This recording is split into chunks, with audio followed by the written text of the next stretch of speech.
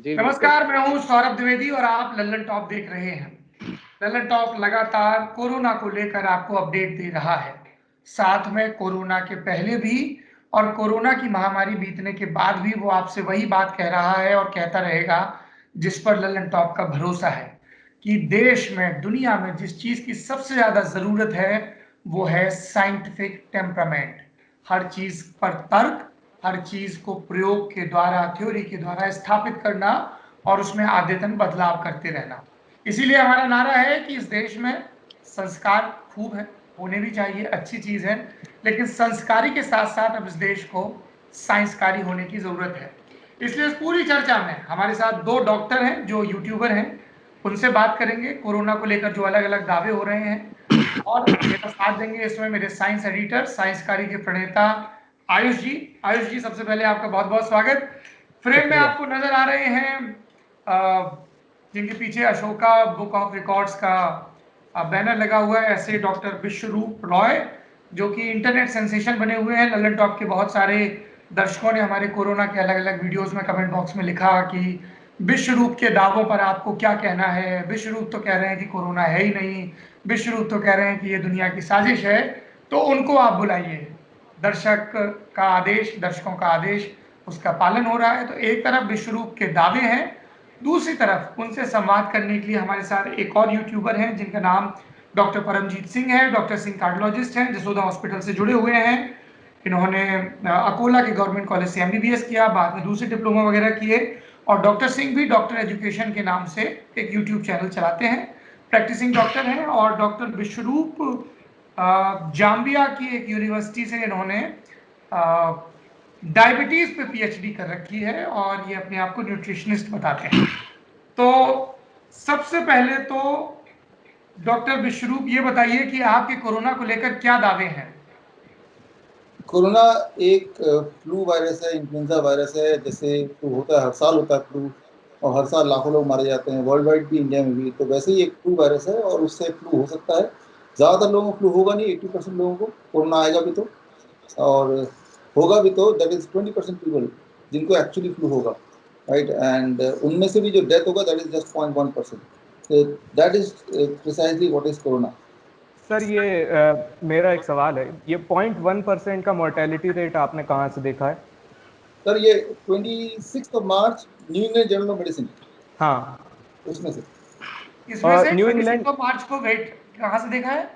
26 March New England Journal of Medicine, New England Journal of Medicine. अच्छा, New ये England Journal of 0.1% Medicine. का जो आपने mortality rate बताया है, ये किस कंट्री का है? ये क्या पूरी दुनिया का है? पूरे दुनिया का सर। डॉक्टर सिंह, जी जनाब, नमस्कार। क्या कहना है आपका इस आंकड़े पर?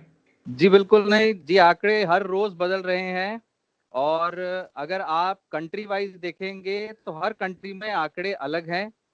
आज के डेट में अगर आप सेंटर ऑफ डिजीज कंट्रोल की वेबसाइट पे जाके भी देखेंगे तो इसका जो डेथ रेट है, सबसे पहली बात, ये कोरोना वायरस की जो फैमिली है ये बहुत पुरानी है, बिल्कुल सही बात है। लेकिन ये जो वायरस है ये नया वायरस है, ये नया वर्जन है। हर साल कोई ना कोई वायरस म्यूटेट होता है, बल्कि ये नहीं, लाखों वायरस म्यूटेट होते हैं। उनमें से एक आधा वायरस डेंजरसली म्यूटेट हो जाता है, जिसके चलते वो कई बार खतरनाक बीमारी कर सकता है। ऐसे में जरूर इस पेशेंट से, हमने भी अपने वीडियोस में कई बार बताया है, अगर आपके अंदर जाएगा तो 80% चांस है आपको कुछ नहीं होगा, सच। 20% चांस है, 15-20% चांस है आप बीमार होंगे, थोड़े बहुत आपको दवाइयां या हॉस्पिटल की या डॉक्टर की सलाह की जरूरत पड़ेगी, आप ठीक हो जाओगे, सच। लेकिन 5% चांस है आपको भर्ती करना पड़ेगा। 1 से 3% चांस है आपकी जान जा सकती है। ये 1 से 3% का जो हम नंबर बता रहे हैं, ये भी हर वक्त चेंज होता रहता है। ये जितने भी लोग आप, ये कौन डिसाइड करेगा? ये centre of disease control decide करता है, right. Centre of disease control ये दुनिया की हेल्थ केयर कम्युनिटी डिसाइड करती है, जो ये सब का हिसाब रख रही है कि कितने लोग हॉस्पिटल में एडमिट हुए, कितने डिटेक्ट हुए, कितने मरे। इसके लिए आप जॉन हॉपकिंस की साइट पे जाके देख सकते हैं। जॉन हॉपकिंस के साइट पे लगातार पूरी दुनिया का ब्यौरा आ रहा है, जिसमें कितने डिटेक्ट हुए, कितने मरे, हर एक कंट्री वाइज आ रहा है। उसके हिसाब से अगर खुद भी आप हिसाब लगाएं तो इसकी डेथ रेट 0.1% तो कतई भी नहीं है, काफी ज्यादा है। डॉक्टर सिंह, मैं I will stop you there. Ayush, you want to add something, then I go to Biswaroop ji. Doctor Biswaroop जो है वो New England Journal of Medicine के हवाले से कह रहे हैं। 26 मार्च का जो जर्नल है वो मेरे सामने खुला है, और उसमें ऐसा नहीं लिखा है। उसमें लिखा है कि एक स्टडी में पाया गया कि इसकी जो फैटेलिटी रेट है वो करीब 2% है, जबकि एक दूसरी स्टडी जो 1099 लोगों पर हुई थी उसमें 1.4% पाई गई इसकी। अब उसमें क्या है कि अलग अलग बीमारियों से इसका कंपैरिजन किया गया है, तो सार्स और मर्स की है वो 9-10% और 36% की है, और जो सीजनल इन्फ्लुएंजा है उसकी 0.1% लिखी, जो सीवियर सीजनल इन्फ्लुएंजा है उसकी फर्टिलिटी रेट 0.1% लिखी है। तो ये स्टडी ये कह रही है कि ये सार्स और मर्स का करीबी ना होकर इसका ज्यादा करीबी है, क्योंकि ये 1.6% और 2% जैसा आंकड़ा है। तो ये 0.1% है नहीं, इसके ज्यादा करीब है उन लोगों के मुकाबले। ये आयुष, स्टडी आई में विल था। Stop you there. Doctor Vishwaroop, आपने जिस इंग्लैंड के जर्नल को कोट किया, आयुष के सामने वो जर्नल खुला है, उस जर्नल में साफ लिखा है कि जो सीजनल इन्फ्लुएंजा है उसमें मृत्यु दर 0.1% होती है, जिसको आप कोरोना की मृत्यु दर बता रहे हैं, कोविड-19 की मृत्यु दर बता रहे हैं। कोविड-19 की मृत्यु दर उन्होंने 1.5 से 2% बोली है। आपका टेक क्या है सर? हाँ, इसमें मेरा टेक ये है कि उन्होंने ये बोला है कि it is closer to, it can be comparable with seasonal flu death. Comparable, अब कंपेरेबल वर्ड का इंटरप्रिटेशन हम कुछ भी कर सकते हैं। कंपेरेबल वर्ड का मतलब ये भी हो सकता है इससे ज़्यादा है, इससे कम है, या इसके जैसा है। तो मुझे तो ये लग रहा है कि इसके जैसा है। It is comparable to. आपको आपके इसको लगने का वैज्ञानिक आधार क्या है? लैब टेस्टेड, सैंपल टेस्टेड आधार क्या है, बेस क्या है आपको लगने का? क्योंकि उस जर्नल में स्पेसिफिकली लिखा है कोविड-19 का जो डेथ रेट है, डेथ रेट 1.5 से 2% है।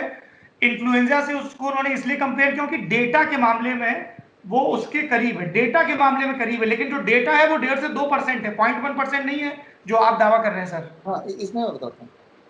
अभी जो डेटा 1% और 2% बता रहे हैं, that is the data among the hospitalised patient, जो लोग हॉस्पिटल में भर्ती हो गए। बहुत सारे लोग लाइक एनी अदर फ्लू जो कभी हॉस्पिटल गए नहीं, लाइक मेरे जैसा या आपके जैसा, जिसको कोरोना होगा भी और पता भी नहीं चलेगा, फ्लू होके ठीक भी हो जाएगा। तो वो वाला फैक्टर अगर कंसिडर करेंगे, जो कि फैक्टर कंसिडर किया जाता है जब भी कभी किसी भी बीमारी की मॉर्टिलिटी रेट को बनाया जाता है, वो एक एक्स फैक्टर को कंपेयर माना जाता है कि इतने लोग तो नहीं आएंगे हॉस्पिटल में, वो घर पे ही ठीक हो जाएंगे या घर पे ही मर जाएंगे, घर पे अपना इलाज हो जाएगा, वो कभी रिपोर्ट नहीं करेगा। हाँ, among the reported people it can be what you are seeing in the journal. कि भाई जैसे अगर इंडिया का भी देखें कि इतने लोग हॉस्पिटल में, कितने लोग मरे, that is not the overall mortality rate, that is the mortality rate among the people who have been reported in the hospital, right? So ये तो एक बात है। दूसरी बात सबसे नहीं, इम्पोर्टेंट मैं तो इसलिए देखिए मैंने आपको काउंटर किया क्योंकि जब आपने एक सोर्स कोट किया, आपने कहा कि मैं 0.1 बोल रहा हूं इंग्लिश जर्नल के बेस पे, तो मैंने आपको सिर्फ ये बता दिया कि जो आप कोट कर रहे हैं उस जर्नल में वो नहीं लिखा है। अब आप एक दूसरी थ्योरी दे रहे हैं कि मॉर्टेलिटी रेट जो भी किसी भी रिसर्च में बताया जाता है वो एग्जैक्ट इसलिए नहीं क्योंकि सारे पेशेंट रिपोर्ट नहीं होते हैं। ये दूसरी चीज होगी। ये मेरी थ्योरी नहीं है जी, this is not my theory. कभी भी जब भी किसी भी वायरस का, बैक्टीरिया का, या कोई भी फ्लू का, या फॉर दैट मैटर किसी बीमारी का जब मोर्टिलिटी रेट लगाते हैं, तो मोर्टिलिटी रेट लगाने के लिए ये फैक्टर यूज ही होता है। सिर्फ इट इज नेवर कितने लोग हॉस्पिटल में आए, उसमें से कितने लोग मरे, कितने लोग बच गए। It is not straight forward like that for any disease overall mortality. I got your point. Doctor Singh, आपका क्या कहना है जी, जो विश्वरूप जी बोल रहे हैं? बिल्कुल बिल्कुल नहीं जी, ऐसा है। ये सारे फैक्टर्स आपको क्या लगता है जो दुनिया भर के एसोसिएशन है, सीडीसीज हैं, ये वो कंसीडर नहीं करेंगे? ये बात बिल्कुल सच है कि बहुत सारे अनडिटेक्टेड केसेस आ रहे हैं। इसका मतलब ये नहीं है कि हम उसको दर घोषित कर दें कि 0.1% मोर्टेलिटी रेट है और आपको लॉकडाउन की जरूरत नहीं है, आप निश्चिंत होकर बिल्कुल बाहर निकल सकते हैं। ये टोटली गलत बात है। दूसरी बात यह है कि सबसे बड़ी बात यह है गलत इंटरप्रिटेशन ऑफ स्टडी। सबसे बड़ी बात, जब आप एक आम जनता को ये बोल देते हो कि ये स्टडी देखो न्यू इंग्लैंड मेडिकल जर्नल, जब आप खुद मेडिकल फील्ड के खिलाफ बोल रहे हो और उसी का एक सोर्स का कोड देके बोलते हो कि ये जर्नल में ये लिखा है, तो और वो भी गलत बोलते हो, वो भी इसको गलत इंटरप्रिटेट करके एक धारणा बना देते हो कि जो मैं बोल रहा हूँ उसका ये बैकअप खुद वो लोग दे रहे हैं। आप देखो, समझो, तो आप समझ सकते हैं एक आम जनता के दिल में, दिमाग में क्या बात आएगी। ये बात मैंने भी अपने वीडियो में बोली है कि, और कई सारे डॉक्टरों ने भी बोली है, कई सारे पेशेंट्स अनडिटेक्टेबल होते हैं। तो 1 to 3% की जगह रेट कम हो सकता है, लेकिन 1 to 3% और 0.1% में भी जमीन आसमान का फर्क है अगर आप उसको देखेंगे। तो ये छोटी बात नहीं है द्विवेदी जी, समझ रहे हैं आप? सर मेरा नाम सौरभ है। आयुष, आप इसमें कोई सवाल जोड़ना चाहेंगे? हाँ, ये डॉक्टर विश्वरूप कह रहे थे कि वो इसके ज्यादा क्लोज है, मतलब जो स्टडी में लिखा है कि that is more akin to these severe influenza जो कोरोना वायरस है। तो सर जब हम जैसे जानवरों में कंपैरेटिव स्टडी करते हैं, जब हम बोलते हैं कि मानव जो है वो चिंपैंजी के ज्यादा करीब है शेरों के मुकाबले जेनेटिकली, तो इसका मतलब ये नहीं हो जाता है कि मानव चिंपैंजी ही है या मानव बंदर ही है, वो उसके ज्यादा क्लोज है और मानव चिंपैंजी है, ये दोनों बातों में फर्क है। ये मुझसे पूछे तो बोला जरा। जी सर। जी सर। हाँ, देखिए यहाँ पे कोई और फिगर है नहीं हमारे पास। फिगर या तो वो 2-3% जो आप बोल रहे हैं वो है, या 0.1 है वो है। नहीं, 0.1 तो है ही नहीं फिगर। 0.1 का फिगर कहाँ है? लेट मी चलो मुझे मौका दे रहे हैं तो 1 मिनट मुझे बोलने दीजिए। अभी परमजीत जी ने, डॉक्टर परमजीत ने बताया, और ब्रिटिश मेडिकल जर्नल 2 अप्रैल वो भी आप खोल लीजिए, उसमें यह है कि अगर 80% लोगों को कोरोना वायरस आएगा तो उनको कोई सिम्टम नहीं होगा, राइट, यानी कि वो बीमार नहीं पड़ेंगे, वो ठीक भी नहीं होंगे, बीमारी नहीं पड़ रहे पहली बार, राइट। तो अब 80% is not a small amount, it is quite a big amount. और वो जो 20% जो बीमार पड़ेंगे उसमें से करीब 10% को हाई फीवर नहीं होगा, 10% को हाई फीवर नहीं होगा। तो जो रिमेनिंग 10% है उन्हीं में फीवर भी होगा। तो एक्चुअली कोरोना वायरस से जो एक्चुअल फ्लू होगा दैट इज इन 10%। तो वो जो 10% है उन्हीं की मोर्टिलिटी की बात चल रही है। वो 90% जो कोरोना होने के बावजूद भी जिंदा है, अगर वो आप फैक्टर को इंक्लूड करें that is quite a substantial 90%। तो वो 10% के बीच में जो लोग मरे, वो 10% में भी थोड़े लोग हॉस्पिटल जाएंगे, थोड़े लोग नहीं जाएंगे, वो 90% तो नहीं जाने वाले, क्योंकि उसमें से 80% को सिम्टम ही नहीं है और 10% को सिर्फ खांसी है अगर तो है। 10% को ही टेम्परेचर है, तो अगर कोई जाएगा तो 10% जाएगा, अगर कोई मरेगा तो 10% में ही मरेगा। तो उसमें से जो लोग हॉस्पिटल जा रहे हैं या ले जाए जा रहे हैं उन्हीं की मौजूदगी है, उन्हीं में बात कर रहे हैं। इस ब्रैकेट बहुत थोड़ा सा है जिसकी बात कर रहे हैं। विष्णु जी, ये आप तो पूरी परसेंटेज की थ्योरी हिला रहे हैं। जो 2% है वो 100 का 2% है, वो बचे हुए 10 का 2% नहीं है। नहीं, जो 2% आप बता रहे हैं ना अभी, वो हॉस्पिटल में जितने लोग भर्ती हुए उसका 2% है, वो उसका 2% मैं बोल रहा हूँ। अच्छा, ये बताइए कि ये जो आपका एक दावा है कि ये कोरोना वायरस एक सिंपल सा वायरस है, फ्लू के जैसा वायरस है, और आप ये कह रहे हैं कि ये नॉर्मल वायरस है, ये इसके पीछे क्या आधार है आपके ये कहने के पीछे? ये दो चीजें हैं। एक तो ये 0.1% जो मोर्टिलिटी रेट है जो है, that is one thing. Secondly आप इसके सिम्टम देखेंगे कि इसमें ज्यादातर लोगों को कोई सिम्टम ही नहीं होते, that is second thing. And third is transmission rate. इसका जो R0 फैक्टर है आयुष जी, इसका जो ट्रांसमिशन रेट है कितनी तेजी से फैलता है, दैट इज अप्रोक्सीमेटली 2.2 है। हाँ, मतलब ठीक है, कुछ स्टडीज में ये पाया गया है। हाँ, एक आदमी 2 लोगों तक फैला सकता है। कॉमन कोल्ड है 2, एक आदमी मुझे जुकाम होगा तो मैं 2 लोगों को फैला पाऊंगा ऑन एवरेज। तो इसका जो फैलने की शक्ति 2 है या 2 है, very very close to common cold. तो कॉमन कोल्ड में और ट्यूबरकुलोसिस का 10 है, 10, यानी कि एक आदमी को टीबी होगा तो 10, उसके कंपैरिजन कुछ भी नहीं है। तो that's why I am saying if I compare it with common cold, if I compare it with TB, if I compare with influenza, then it is coming closer to influenza का 1.3 है, 1.3 transmission rate है, एक से एक को या 2 को फैलेगा। तो ये इन्फ्लुएंजा ही हुआ, राइट, नंबर 1। एंड फाइनली जी डॉक्टर सिंह, देखिए मैं क्षमा चाहूंगा। देखिए प्रॉब्लम पता है क्या है? प्रॉब्लम ये है कि ये एक बहुत डिफरेंस आ जाता है एक मेडिकल बैकग्राउंड, एक मेडिकल स्टडी, एक मेडिकल बैकग्राउंड वाले का स्टडी पढ़ना और एक कॉमन पर्सन का स्टडी पढ़ना। मैं इसलिए नहीं कह रहा कि ये कॉमन पर्सन नहीं है, ये भाई न्यूट्रिशनिस्ट है, अपने आप बहुत पढ़ाई करी है इन्होंने, ज्ञानी है, लेकिन प्रॉब्लम क्या है कि इनकी बैकग्राउंड मेडिकल नहीं है। तो इसलिए क्या हो जाता है, ये ऐसे फैक्ट्स को जोड़ के एक तथ्य पे आ जाते हैं, एक इंटरप्रिटेशन पे आ जाते हैं, तो जरूरी नहीं है कि सच होगा। ये इनको जरूर सच लग सकता है लेकिन वो सच्चाई नहीं है। पहली बात, कोरोना वायरस का टोटल आरएनए, टोटल स्ट्रक्चर, उसके ऊपर का प्रोटीन्स, ये टोटल अलग है, तभी इसको नोवेल कोरोना वायरस बोला जा रहा है। दुनिया के बड़े से बड़े देश, अमेरिका जैसा देश, जिसके पास में किसी प्रकार की हेल्थ फैसिलिटी कमी नहीं है, बड़े बड़े नेता, बड़े बड़े लोग अपने इलाज के लिए वहां जाते हैं, वो अपने घुटने टेक के इस कोरोना वायरस के ऊपर, उस कोरोना वायरस के नीचे बैठा हुआ है, कोरोना वायरस से फंसा हुआ है।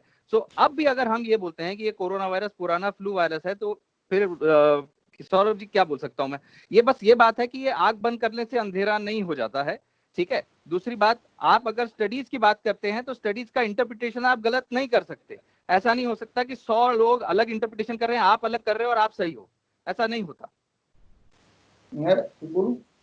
हाँ डॉक्टर विश्वरूप बताइए। यहाँ पे सबसे इंपॉर्टेंट, मैंने ये नहीं बोला कि नया नहीं है, ये नया है लेकिन ये फ्लू जैसा है, पहली बात तो I am saying new, number 1। Number 2, आपने यूएस और यूके को कोट किया, लेट मी कोट।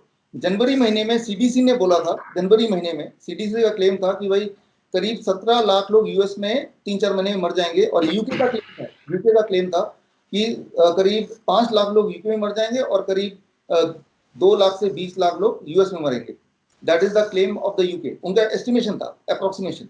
नाउ 19 मार्च को, लेट मी कंप्लीट सर, 19 मार्च को यूके ने कोरोना को ठीक से समझा, उसको हाई कॉन्सिक्वेंस इन्फेक्शियस डिजीज से हटा दिया 19 मार्च को अपने वेबसाइट में, और उन्होंने ये लिख दिया कि हमें भूल हुई थी कि हमने इसको ऐसा खतरनाक कुछ समझा, जबकि ये उतना ना तो कंटेजियस है ना ही उतना डेडली है, तो इसका ट्रीटमेंट कोई स्पेशल ट्रीटमेंट सेंटर में ही नहीं, कहीं और भी आराम से हो सकता है। That is about the UK in their own guideline. Are you saying doctor Biswaroop कि कोरोना कोविड-19 जो बीमारी है, जो नोवल कोरोना वायरस से हो रही, वो डेडली नहीं है? Are you telling me that? Right sir, आपने ठीक से okay great. Doctor Singh ji, पूरा लंदन बंद पड़ा है जनाब, पूरा लंदन बंद पड़ा है। मेरी सिस्टर लंदन में है, she is a doctor there. उनके हॉस्पिटल में हर दूसरा पेशेंट जो हॉस्पिटल में एडमिट हो रहा है वो मर रहा है। उनके हॉस्पिटल में 70 साल के ऊपर वाले पेशेंट को बेड भी नहीं दे रहे। उनके हॉस्पिटल में 50 साल के ऊपर वाले पेशेंट जो है, उनको सोचा जा रहा है कि इसको कोई कोमॉर्बिडिटी है, तो उसको एडमिट भी नहीं कर रहे। हॉस्पिटल्स के बेड कम पड़ रहे हैं। अगर आप इसको डेडली नहीं बोलेंगे तो किसको डेडली बोलेंगे? आयुष, एक second sir, I will come to you. Ayush ji, मुझे बस ये जानना है, आपने जो ये सीडीसी का बताया, ये मतलब आपको कहाँ से मिला आंकड़ा कि सीडीसी ने ऐसा कहा था? मेरे पास भी सोर्स नहीं है उसका सोर्स मुझे भी नहीं पता। 17 लाख लोग मर जाएंगे ऐसा सीडीसी ने कहा, मतलब ये तो बड़ी खबर होनी चाहिए थी, कैसे मिस हो गई ये? पढ़ के बता देता हूं मैं सोर्स, आप ढूंढ लीजिए, आपके पास अभी कंप्यूटर है, मुझे कुछ आप टाइप कीजिए 2019-2020 US flu season preliminary burden estimate of CDC, आप टाइप कीजिए, और मैं डेट भी बताने की कोशिश करता हूँ कौन सी डेट में आया था। वो जनवरी महीने में आया था, जनवरी के लास्ट वीक में आया था ये, कि तब सीडीसी ने एस्टिमेट लगाया था। And that prediction is about coronavirus? Corona, Are you sir? talking about COVID-19?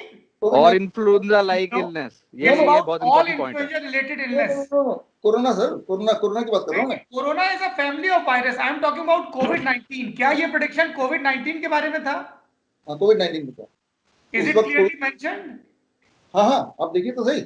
आप एक बार फिर से बताएंगे सर, आप वो लिंक बताएंगे एक बार फिर से? आप टाइप कीजिए 2019-2020 यूएस फ्लू सीजन, ठीक है ना, उसमें प्रीलिमिनरी बर्डन एस्टिमेट, इसमें जाएंगे, जरूर लिखा फ्लू सीजन, लेकिन अंदर तो पढ़िए सर। आप बता रहे हैं मुझे कि ये फ्लू सीजन की हेडिंग के साथ रिसर्च है। कोविड-19 आज की तारीख में सबसे बड़ा टाइटल है, सबसे बड़ा कंसर्न है। अगर जनवरी तब उसका नामकरण नहीं हुआ था, जनवरी में नामकरण कहाँ हुआ था? ना तो कोरोना ठीक से नामकरण हुआ था, जिसको अब नामकरण फिर चेंज हो गया ना, कोविड-19 तब नाम आया नहीं था। अच्छा, एंड यू आर सेइंग कि ये पूरा प्रेडिक्शन कोविड-19 बीमारी के बारे में था? हाँ, आप देखिए। ठीक है, विल सर्च। नहीं तो आज के डेट में दूसरी फ्लू वायरसेस खत्म नहीं हो गई हैं। आज के डेट में दूसरे फ्लू वायरसेस भी दुनिया में मौजूद हैं, सारी वायरसेस ऑलरेडी हैं, दूसरे लोग इन्फेक्ट भी हो रहे हैं।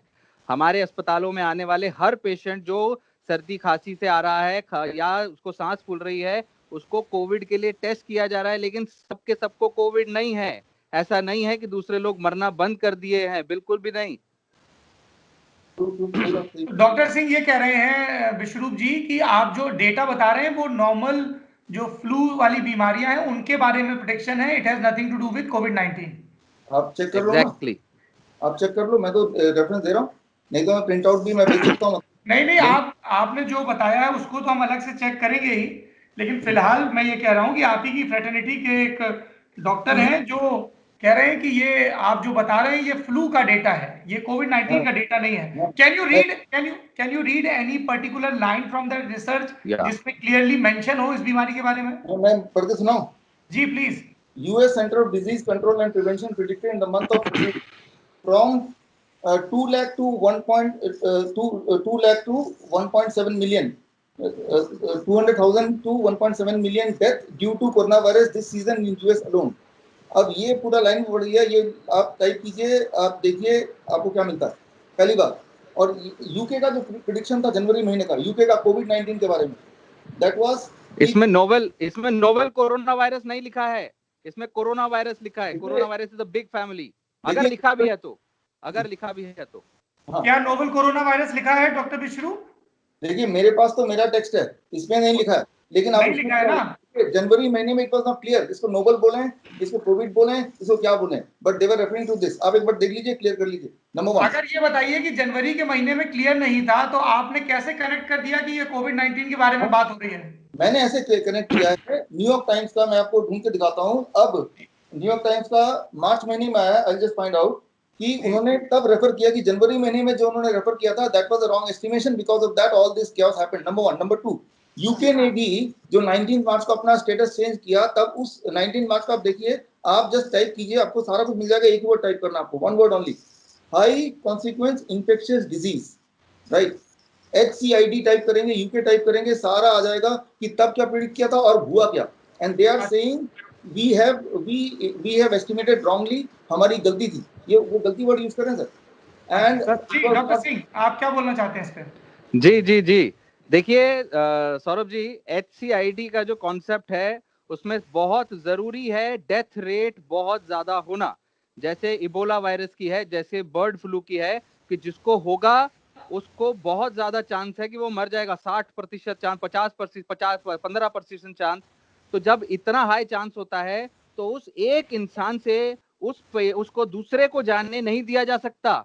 उसके लिए बहुत सारे पैसे, बहुत सारे प्रबंध, बहुत सारे आइसोलेशन की आवश्यकता होती है। इसीलिए जब इस नए कोरोना वायरस के बारे में जानकारी नहीं थी कि ये कितना खतरनाक, इसका डेथ रेट कितना हो सकता है, उसको HCID की कैटेगरी में रखा जा सकता था। लेकिन अब इतने प्रबंध की जरूरत नहीं है। 1 to 3% डेथ रेट है, 0.1 नहीं, 1 to 3% में उसको HCID की कैटेगरी में नहीं रखने की जरूरत। इसका मतलब ये नहीं है कि उन्होंने अपनी कोई गलती मानी या क्या करी, ये गलत इंटरप्रिटेशन है किसी तरीके का। विश्वरूप जी, ये बात तो दुनिया के सारे साइंटिस्ट इंक्लूडिंग डॉक्टर फाउची, जो अमेरिका में पूरी ये कोविड वाली जो 19 वाली लड़ाई है उसकी देखरेख कर रहे हैं, one of the most renowned pandemic expert, वो भी ये सब लोग बोल रहे हैं ना ये तो, कि जो डेथ रेट है वो 2% है, और इसलिए डॉक्टर सिंह बता रहे हैं कि उस कैटेगरी से निकाला है। लेकिन आप जो ये पूरी थ्योरी दे रहे हैं कि कोविड-19 को लेकर डर फैलाया जा रहा है, करने की जरूरत नहीं है, इतने लोग तो मरते ही हैं, ऐसा है वैसा है, उसके पीछे का आधार क्या है? क्योंकि जो भी आप थ्योरी और डेटा दे रहे हैं वो डेटा इस पूरे पजल में फिट नहीं हो रहा है सर कहीं भी। अरे कैसे नहीं फिट हो रहा है सौरभ जी, मैं बताता हूँ। दो बातें हैं, अभी आपने दो बातें बोली। एक तो बोला कि फाउची क्या बोल रहे हैं, एंथनी फाउची वो क्या बोल रहे हैं, दैट इज वन थिंग। दूसरा जर्नल क्या बोल रहा है, दूसरा आप फाउची क्या बोल रहा है वो इंपॉर्टेंट है, जर्नल में क्या लिखा है वो इंपॉर्टेंट है। सर आपने जर्नल में जो भी जर्नल कोट किया हमने उनका एक्सप्लेनेशन बता दिया। आपने एक डेटा 0.1% का दिया, वो डेटा आपने गलत कोट किया, गलत कंटेक्स्ट में गलत ढंग से कोट किया। दूसरा आपने फ्लू और इन्फ्लुएंजा का कहा, हमने उसका डिस्क्रिप्शन बताया। तीसरा आपने HCID की लिस्ट से हटाने को कहा, उसका डिस्क्रिप्शन बताया। आप गलत यूं ही बोल रहे हैं, वो गलत है नहीं, दैट इज नॉट रॉन्ग। आप एक बार और कंफर्म कर लें। विश्वरूप जी, पूरी दुनिया के सारे साइंटिस्ट डॉक्टर एक बात बोल रहे हैं, आप दूसरी बात बोल रहे हैं, तो आपको अपनी बात को वजन देने के लिए कुछ डेटा, कुछ तर्क देना होगा। अब मैं दे रहा हूँ, प्लीज। आप सब कुछ छोड़िए, कल ही था, टाइम्स ऑफ इंडिया का पेज नंबर 8 देखिए। कल का टाइम्स ऑफ इंडिया का पेज नंबर 8, कल का टाइम्स ऑफ इंडिया होगा किसी के पास भी जी, तो उसको देखिए, उसमें भी ये लिखा है कि भाई ये it is not even 3% as it was thought before. 3% भी नहीं है ये, that was been accepted even by WHO. Who is contesting that data, sir? Nobody is contesting that data. Everybody is saying the death rate is around 2%. So why are you trying to establish? ये तो सब कोई कह रहा है कि 2% है, लेकिन when you look at the amount of, आप ये देखिए कि सर सैंपल कितना बड़ा है। इंडिया में 1.4 million, 1.3 billion people, right? 1.3 billion context में नहीं बोल रहा, मैं ग्लोबल कॉन्टेक्स्ट में बोल रहा हूँ। ग्लोबल नहीं, हम तो सब लोग कह रहे हैं कि 1 या 1.5 से लेके कहीं 2 है, कहीं 3 है, कहीं 4 है, पर वो 1 से 3-4 के बीच वेरी कर रहा है। भाई आप टाइम्स ऑफ इंडिया की रिपोर्ट भी बता रहे हैं। ये टाइम्स ऑफ इंडिया का अगर आप देख पा रहे हैं तो जी एनीबॉडी कैन, राइट? तो ये pandemic not as deadly as initially projected. देखिए सही, पहले जो किसका बयान है ये, यार आप थोड़ा सा आप भी कर लो ना, मैं बताता हूँ। ये कल का आर्टिकल है, Indian American Stanford university professor, and ये अब ग्लोबल बयान है। डब्ल्यूएचओ का भी यही बयान है। अब ये डब्ल्यूएचओ का है, ये पता नहीं दिख रहा है कि नहीं आपको। नहीं, आप पढ़ के बता दीजिए डब्ल्यूएचओ का क्या बयान है, वर्बेटम पढ़ दीजिए। पढ़ते हैं भाई।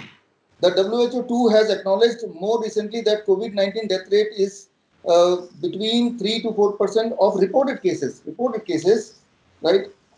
And if the death rate as a percentage of infection is considered rather than just reported and confirmed case, it would be lower, right? तो सब लोग नीचे की तरफ आ रहे हैं भाई। पहले जो एस्टिमेट कर रहे थे इशारा नीचे। WHO तो, मैं सौरभ जी एक बात आपको आउट ऑफ द वे करना चाहूंगा, सिर्फ 30 सेकंड लूंगा आपका। वो ये कि आज से 10 साल पहले, याद कीजिए 2009 में H1N1 पैंडेमिक हुआ था, तब WHO को 2010 में parliamentary assembly council of Europe ने गुनहगार, दोषी, लुटेरा ठहराया था। तब जो उन्होंने स्क्रिप्ट लिखी थी H1N1 के नाम पे कि ये पैंडेमिक है, लाखों लोग मर जाएंगे, वही वाली अभी दोबारा से है। तो पहली बात तो ये कि शुरू से आखिर तक अगर एक आदमी बोल रहा है कि भाई बहुत लोग मरने वाले हैं, दैट इज WHO, जो अभी भी मेंटेन कर रहा है in spite of all the evidences. अभी भी वो मना नहीं कर पा रहा है, लेकिन क्लियरली हाँ भी नहीं बोलना चाह रहा है। आप इससे लाइन देखिए।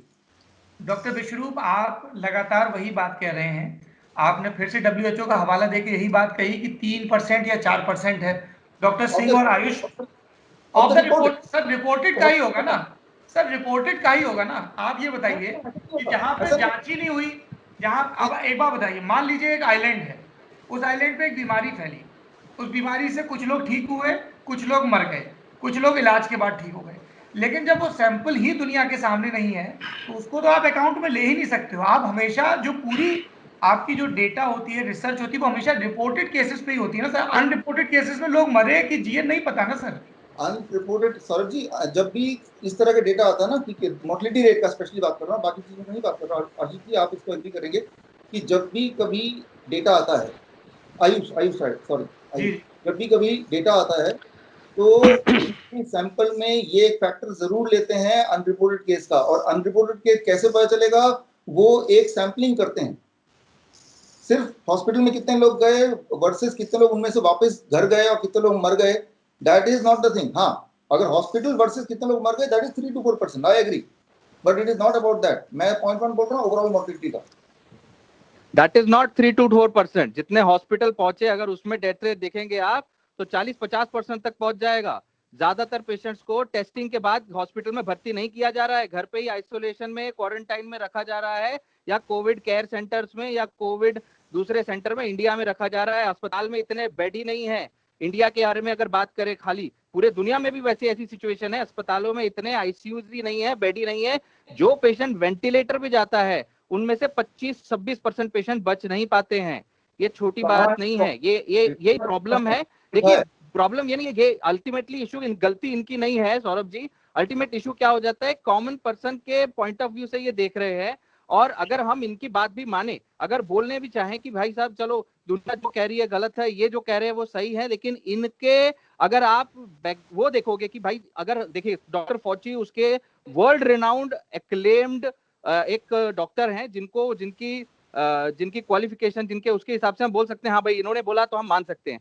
WHO का 1% अगर देखिए, अगर हम सरकार को गाली देते हैं, पुलिस वालों को गाली देते हैं कि पुलिस में, महकमे में ये तो बिका हुआ है, वो बिका, इसका मतलब क्या पूरा सिस्टम खराब हो गया? क्या सरकार ही खराब है, हम डाकू बन जाएं? क्या पुलिस वाले खराब हैं? जी हाँ, WHO में भी हर जगह पे कोई ना कोई बिका हुआ हो सकता है, कोई 1% गलत काम कर सकता है। इसका मतलब ये नहीं है कि सिस्टम ही पूरा खराब है और हर डॉक्टर बिका हुआ है। जो आप दूसरों को पोर्ट्रे करते हैं, इसी चक्कर में लोग डॉक्टर से नफरत करते हैं, डॉक्टरों को मारा जा रहा है। क्या आपको दिख नहीं रहा? छोटी छोटी बातें गलत पोर्ट्रे होती है। डॉक्टर सिंह थोड़ा सा प्लीज काम डाउन। विश्वरूप जी ने एक टाइम्स ऑफ इंडिया की रिपोर्ट कोट की है, वो रिपोर्ट मेरे सामने है। मैं अपने दर्शकों को और आप तीनों लोगों को भी वो रिपोर्ट पढ़ के बता देता हूँ। चिदानंद राजघट्टा एक मशहूर जर्नलिस्ट हैं, यूएस से रिपोर्ट करते हैं, उनकी बाइलाइन के साथ ये रिपोर्ट है। इसमें लिखा है कि स्टैनफोर्ड यूनिवर्सिटी में मेडिसिन के प्रोफेसर हैं जिनका नाम है डॉक्टर जय भट्टाचार्य। उन्होंने ये कहा है कि इनिशियली जो डेथ रेट बताया जा रहा था कि बहुत ज्यादा हो सकता है, उतना नहीं है, लेकिन उन्होंने साफ लिखा है कि who is also director will be dangerous. He clearly said, Fox News से बात करते हुए, the coronavirus dangerous because of the speed of transmission and lack of vaccine. ये दो चीजें कौन कंटेस्ट कर रहा है विश्वरूप जी, कि कोरोना का इलाज नहीं है और ये फैल रहा है लोगों में एक से दूसरे में। अगर इसका 2 भी रेट है, 1:2 का भी रेट है, पूरी दुनिया में 150 लगभग मुल्कों में ये पहुंच चुका है और इसकी वैक्सीन नहीं है। अगर किसी को ये बीमारी हो रही तो वो मर रहा है। ये बात तो डॉक्टर जय भट्टाचार्य भी कह रहे हैं स्टैनफोर्ड के। फिर इसी रिपोर्ट में आखिरी में लिखा है, ये WHO ने भी माना है कि जो इनिशियल प्रेडिक्शन थे उसको WHO ने भी घटा के 3 से 4% कर दिया है। तो डॉक्टर जय भट्टाचार्य मेडिसिन के प्रोफेसर यूनिवर्सिटी के, की बात आपकी थ्योरी को कैसे सपोर्ट कर रही है? वो भी तो कह रहे हैं कि कोरोना घातक है, कोरोना की दवाई नहीं। उन्होंने सिर्फ इतना बोला है कि 2 महीने पहले जो बताया जा रहा था कि इससे इतने लोग मर जाएंगे, 8%, 10%, 12%, 3-4% है। पर पूरी दुनिया की चिंता ये है कि अगर इस कोविड-19 से 100 में 2% लोग भी मर रहे हैं, 100 लोगों को बीमारी हो रही, 2% भी मर रहे हैं उसमें, तो ये बहुत चिंता का विषय है। स्पेन में, इटली में, ईरान में, यूएस में, इंग्लैंड में, इंडिया में लोग मर रहे हैं सर। उनको इलाज, और स्पेन और इटली का जो उदाहरण दिया जा रहा है या यूएस का उदाहरण दिया जा रहा है कि वेंटिलेटर्स कम पड़ रहे हैं। तो ये कैसे आपको थ्योरी एक कंस्पिरेसी लग रही है, कॉन्ट्रडिक्टरी लग रहा है, जो आप अलग अलग सरकारी रिपोर्ट्स को आधा अधूरा अखबारों में छपी रिपोर्ट्स को कोट कर रहे हैं? उसमें जितनी रिपोर्ट हम तुरंत मौके पे खोज सकते हैं हम खोज के आपको बता रहे हैं। आपने स्टैनफोर्ड के डॉक्टर जय भट्टाचार्य को कोट किया, हमने उनका पूरा बयान बता दिया। How is it supporting your theory? मैं इसको पूरा पढ़ के सुनाता हूं। आपने let me read it complete. The WHO put an estimate out that was, I think, initially 3.4%. Initially 3.4% by WHO. It's very unlikely it is anywhere near to that, right? It is much likely, much closer to the death rate that you see from flu per case. पढ़िए तो सही जी। तो समझ आ गई बात सौरभ जी? नहीं समझ में आई। उन्होंने एक एस्टिमेट दिया है और डॉक्टर जय भट्टाचार्य के इस एस्टिमेट के पीछे जो वो कह रहे हैं कि 3.4% से कम है, फ्लू के करीब है, कितना करीब है उन्होंने अभी कोई डेटा नहीं दिया है। फॉक्स न्यूज से बातचीत करने में उन्होंने ये स्टेटमेंट दिया है और उसी रिपोर्ट में नीचे लिखा है कि the WHO too has acknowledged more recently that COVID-19 death rate is between 3 to 4% of reported cases, and if the death rate as a percentage of infection is considered rather than just reported, it would be lower. पर कितना lower? आप सारी बात जो doctor Singh बोल रहे हैं वो यही तो है कि 1.5% और 0.1%, इस दो डेटा के बीच में सर 100 गुना से ज्यादा का फर्क है। इसका जवाब देता हूँ सर जी। इन्होंने क्लियर कर दिया, closer to the death rate you see in flu. ये फ्लू में जो डेथ रेट देखते हैं उससे बहुत क्लोज है, ये बोल के दिया। 0.1 से क्लोज किए का मतलब 0.2 होगा। 0.1 से ये आपकी व्याख्या है। डॉक्टर भट्टाचार्य ने ऐसा कुछ भी कोई डेटा नहीं दिया, कोई दुनिया भर के साइंटिस्टों या लैब की स्क्रूटनी के लिए उन्होंने कोई सैंपल नहीं दिया सर। आप एक बार बताइए सर, आप डॉक्टर हैं, जब भी कोई बीमारी हुई, ये कोविड-19 हुआ, चाइना ने इसका जीनोम सीक्वेंस रिलीज किया, दुनिया भर की लैब में अब इसके लिए वैक्सीन तैयार हो रही है, अलग अलग चीजें हो रही हैं। ये सारी चीजें जो होती हैं, कोई भी वैक्सीन तैयार होती है, कोई भी बीमारी डिटेक्ट होती है, इसका एक साइंटिफिक प्रोसेस होता है ना सर। उसकी पूरे RNA की टेस्टिंग हो रही है, उसके अंदर को जो जेनेटिक मटेरियल है उसकी टेस्टिंग हो रही है, उसके हिसाब से हो रहा है। सिर्फ एक बयान या उस बयान का मैं ये मतलब निकालूंगा, ये कैसे होता है सर? सौरभ जी मुझे एक मिनट दीजिए। आप टेस्टिंग की बात कर रहे हैं, जो टेस्टिंग हो रही है दैट इज, आयुष जी आप ज़्यादा समझेंगे, RT-PCR टेस्ट जी। अब वो टेस्ट जहां भी हो रहा है, जो भी है, वो इंस्ट्रूमेंट का आप मैनुअल लीजिए और मैनुअल में पढ़िए रेगुलेटरी स्टेटस क्या है।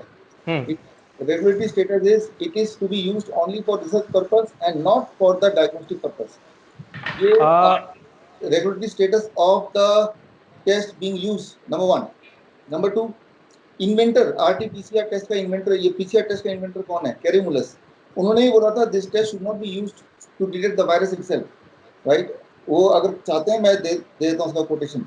नंबर 3, आप CDC के साइड में जाइए, 31 मार्च के रिपोर्ट में जाइए। CDC ने क्लियरली बोल दिया है कि कोरोना वायरस को कितना डिटेक्ट कर पाएगा, अभी भी कुछ भी हमने, मैं उसका यार लाइन बाय लाइन पढ़ के सुनाओ आपको CDC ने क्या कोट किया।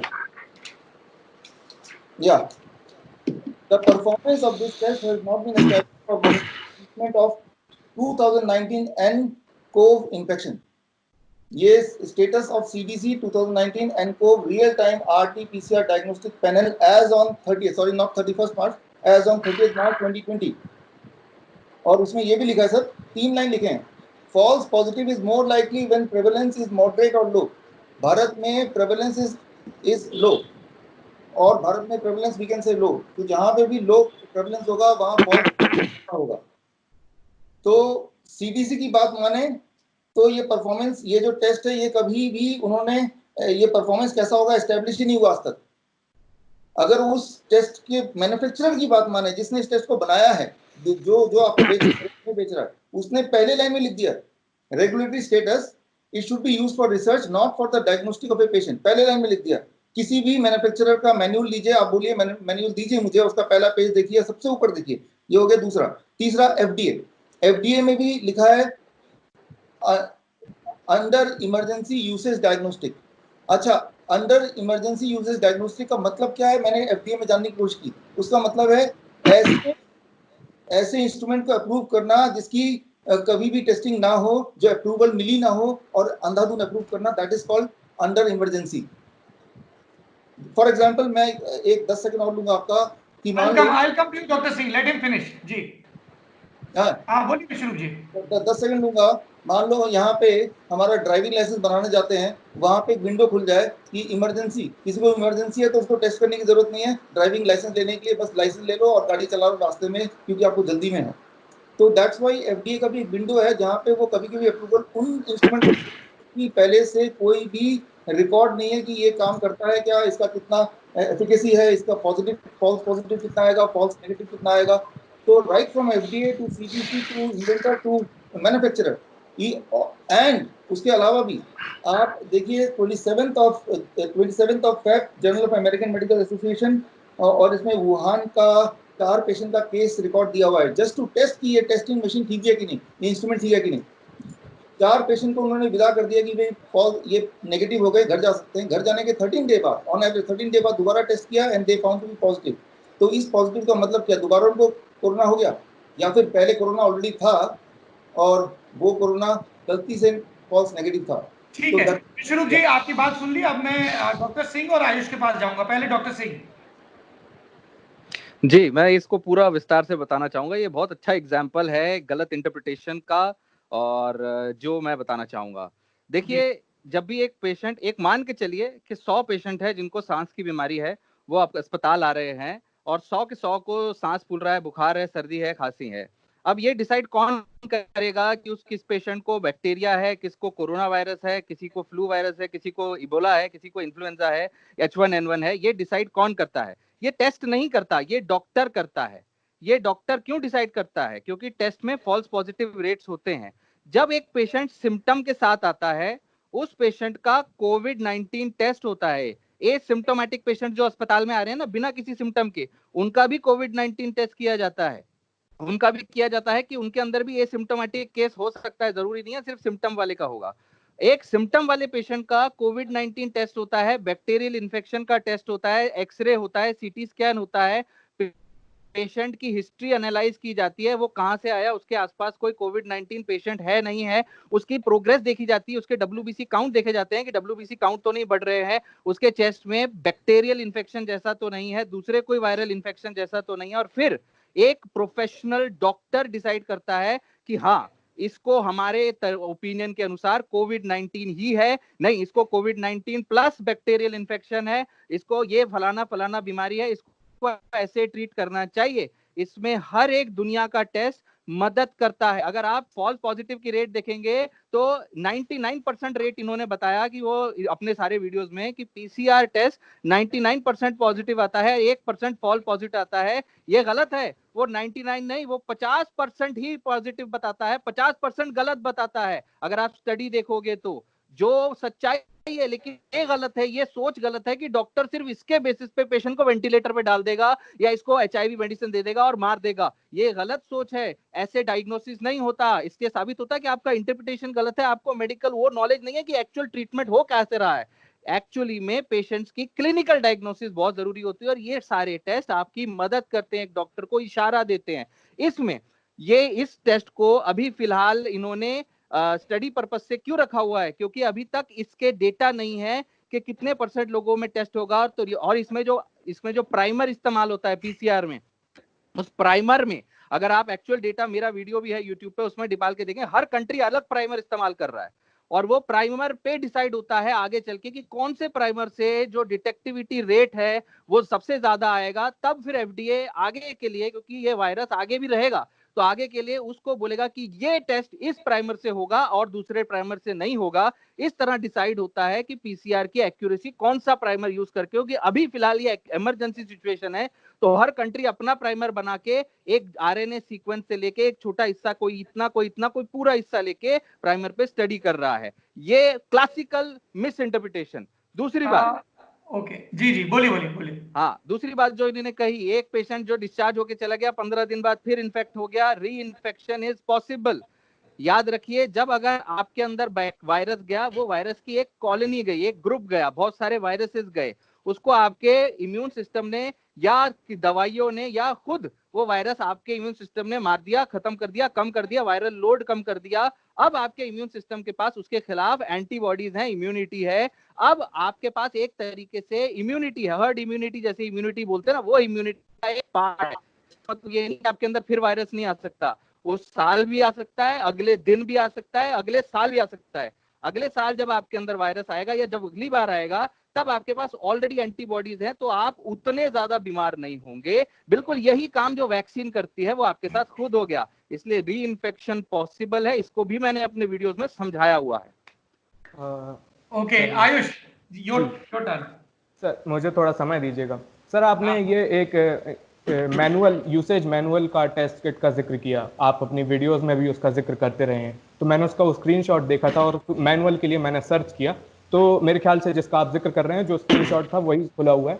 SARS-CoV-2 corona virus multiplex RT-qPCR kit ये है उसका, और उसमें रेगुलेटरी स्टेटस लिखा हुआ है for research use only, not for use in diagnostic procedures. ठीक है, तो पहली बात तो ये एक प्राइवेट संस्था की वो है, मतलब जो लैब्स के लिए वो करती है, टेस्ट किट्स इशू करती है रिसर्च पर्पस के लिए, उसकी ये वो है, उसका नाम CD है, creative diagnostics. It's not CDC, ये centre for disease prevention control नहीं है, ये क्रिएटिव। मैं पूरी बात बता रहा हूँ। तो इनने जो ये पर्टिकुलर टेस्ट किट का मैनुअल इशू किया था, इनने कहा था कि ये वाली जो टेस्ट किट है, जो प्रोसीजर हम बता रहे हैं, इसका इस्तेमाल आप लैब के लिए कर सकते हैं, आप इसका इस्तेमाल किसी क्लिनिकल ट्रायल के नहीं कीजिएगा। और ऐसा उन्होंने क्यों कहा था, इसका कारण इन्होंने नीचे बताया। आप अगर थोड़ा नीचे स्क्रॉल करते तो उसमें आपको लिमिटेशंस लिखे मिलते, जो डॉक्टर परमजीत ने बात बताई कि ऐसा क्यों वो करते हैं। The detection result of this product is only for clinical reference, it should not be used as the only evidence for clinical diagnosis and treatment. The clinical management of patients should be considered in combination with their symptoms, science history, other laboratory tests and treatment responses. मतलब बाकी सारी चीजों को भी consider करना है, तब जाकर इसका डॉक्टर एक इंटरप्रिटेशन निकालेगा। सिर्फ इस टेस्ट के आधार पर किसी का रिजल्ट नहीं निकाला जा सकता है। जो आप रेगुलेटरी स्टेटस बता रहे थे, उसका एक क्लैरिफिकेशन नीचे लिखा हुआ है। आयुष जी, मैं यहाँ पे ये बोलना चाहूंगा कि आपने बोला था ये प्राइवेट क्लिनिक का अपना एक मैनुअल है। आप दुनिया में कोई भी जो प्राइवेट नहीं है, गवर्नमेंट का कोई भी एक टेस्ट का मैनुअल लेके आइए जिसमें ये लिखा है कि it is RT-PCR test can be used for diagnosis of the patient. मेरे सामने जो खुला है वो US FDA का मैनुअल खुला हुआ है, जिसे US FDA जो फूड एंड ड्रग एडमिनिस्ट्रेशन है, US की सबसे बड़ी ड्रग रेगुलेटरी बॉडी है, और उसने और CDC ने मिलकर बनाया है। और उसमें ऐसी कोई भी बात नहीं लिखी है कि इसका टेस्ट के लिए इस्तेमाल नहीं किया जा सकता है। उन्होंने इसे टेस्ट के हिसाब से ही बनाया है, और ये कोरोना वायरस टेस्ट के लिए ये बहुत लंबा डिटेल्ड मैनुअल है। आप चाहें तो मैं आपको PDF भेज दूंगा, तो मेरे पास है। अच्छा, ये विश्रुप जी एक बात बताइए, जैसे आप जो भी विश्रुप जी आप जो भी तर्क दे रहे हैं विश्रुप जी, वो आप हमेशा जैसे आपने आधी बात बताई कि देखिए इसमें मशीन में ऐसा लिखा हुआ है, तो डॉक्टर सिंह और आयुष ने बता दिया कि नीचे वाला तो आपने बताया ही नहीं। अरे बताने आधा क्यों बता रहे हैं? दे रहे हैं, अभी भी तो बताने देने रहे हैं, रुकिए तो सही। देखिए जी आपने जो एफडीए का पेज अभी खोला है उसमें आप देखेंगे for emergency, right, emergency diagnostic only, right, और हाँ, इमरजेंसी डायग्नोस्टिक लिखा हुआ है कहीं ऊपर, इमरजेंसी यूज ओनली लिखा हुआ है। हाँ लिखा हुआ है ना। अब हाँ आप एफडीए में उसी साइट में जाके ढूंढिए कि इमरजेंसी का मतलब क्या है, ढूंढिए तो सही। उसमें मतलब मैंने पढ़ा है, मैं बता देता हूँ फिर आप ढूंढ लीजिए। इसका मतलब ये लिखा हुआ है कि ये टेस्ट हमने इमरजेंसी में ये तो दिया, लेकिन इसको अभी तक हमने चेक नहीं किया कि ये काम करता है या काम करेगा या नहीं करेगा, या इसकी एफिकेसी क्या होगी, हमें नहीं पता। अब देखिए, ये अब ये खुला हुआ है, अब देखिए। जी आप वो सही कह रहे हैं। ये एक मतलब सादे तरीके से एक लैब की प्रोसेस होती थी, polymerase chain reaction. Corona virus के केस में हमारे पास कोई अभी मतलब क्योंकि ये नया वायरस है तो हमारे पास कोई खास ठोस टेस्ट नहीं था, इसलिए हमें एक लैब की प्रोसेस को एक टेस्ट के तरीके से यूज करना पड़ा। तो वो कमी वो एक्नॉलेज करते हैं, लेकिन इसका मतलब ये नहीं है कि ये टेस्ट प्रोसेस पूरी तरीके से गलत है। मैं इसका अच्छा एग्जांपल डॉक्टर विश्रुप जी, ये बात बताइए कि ये पूरी दुनिया, विश्रुप जी ये बताइए कि पूरी दुनिया, 10 सेकंड और पूरी, लूंगा, 10 सेकंड। सवाल तो सुन लीजिए फिर आप ही का बारी है। पूरी दुनिया इस टेस्ट के आधार पर जांच कर रही है, इलाज कर रही है।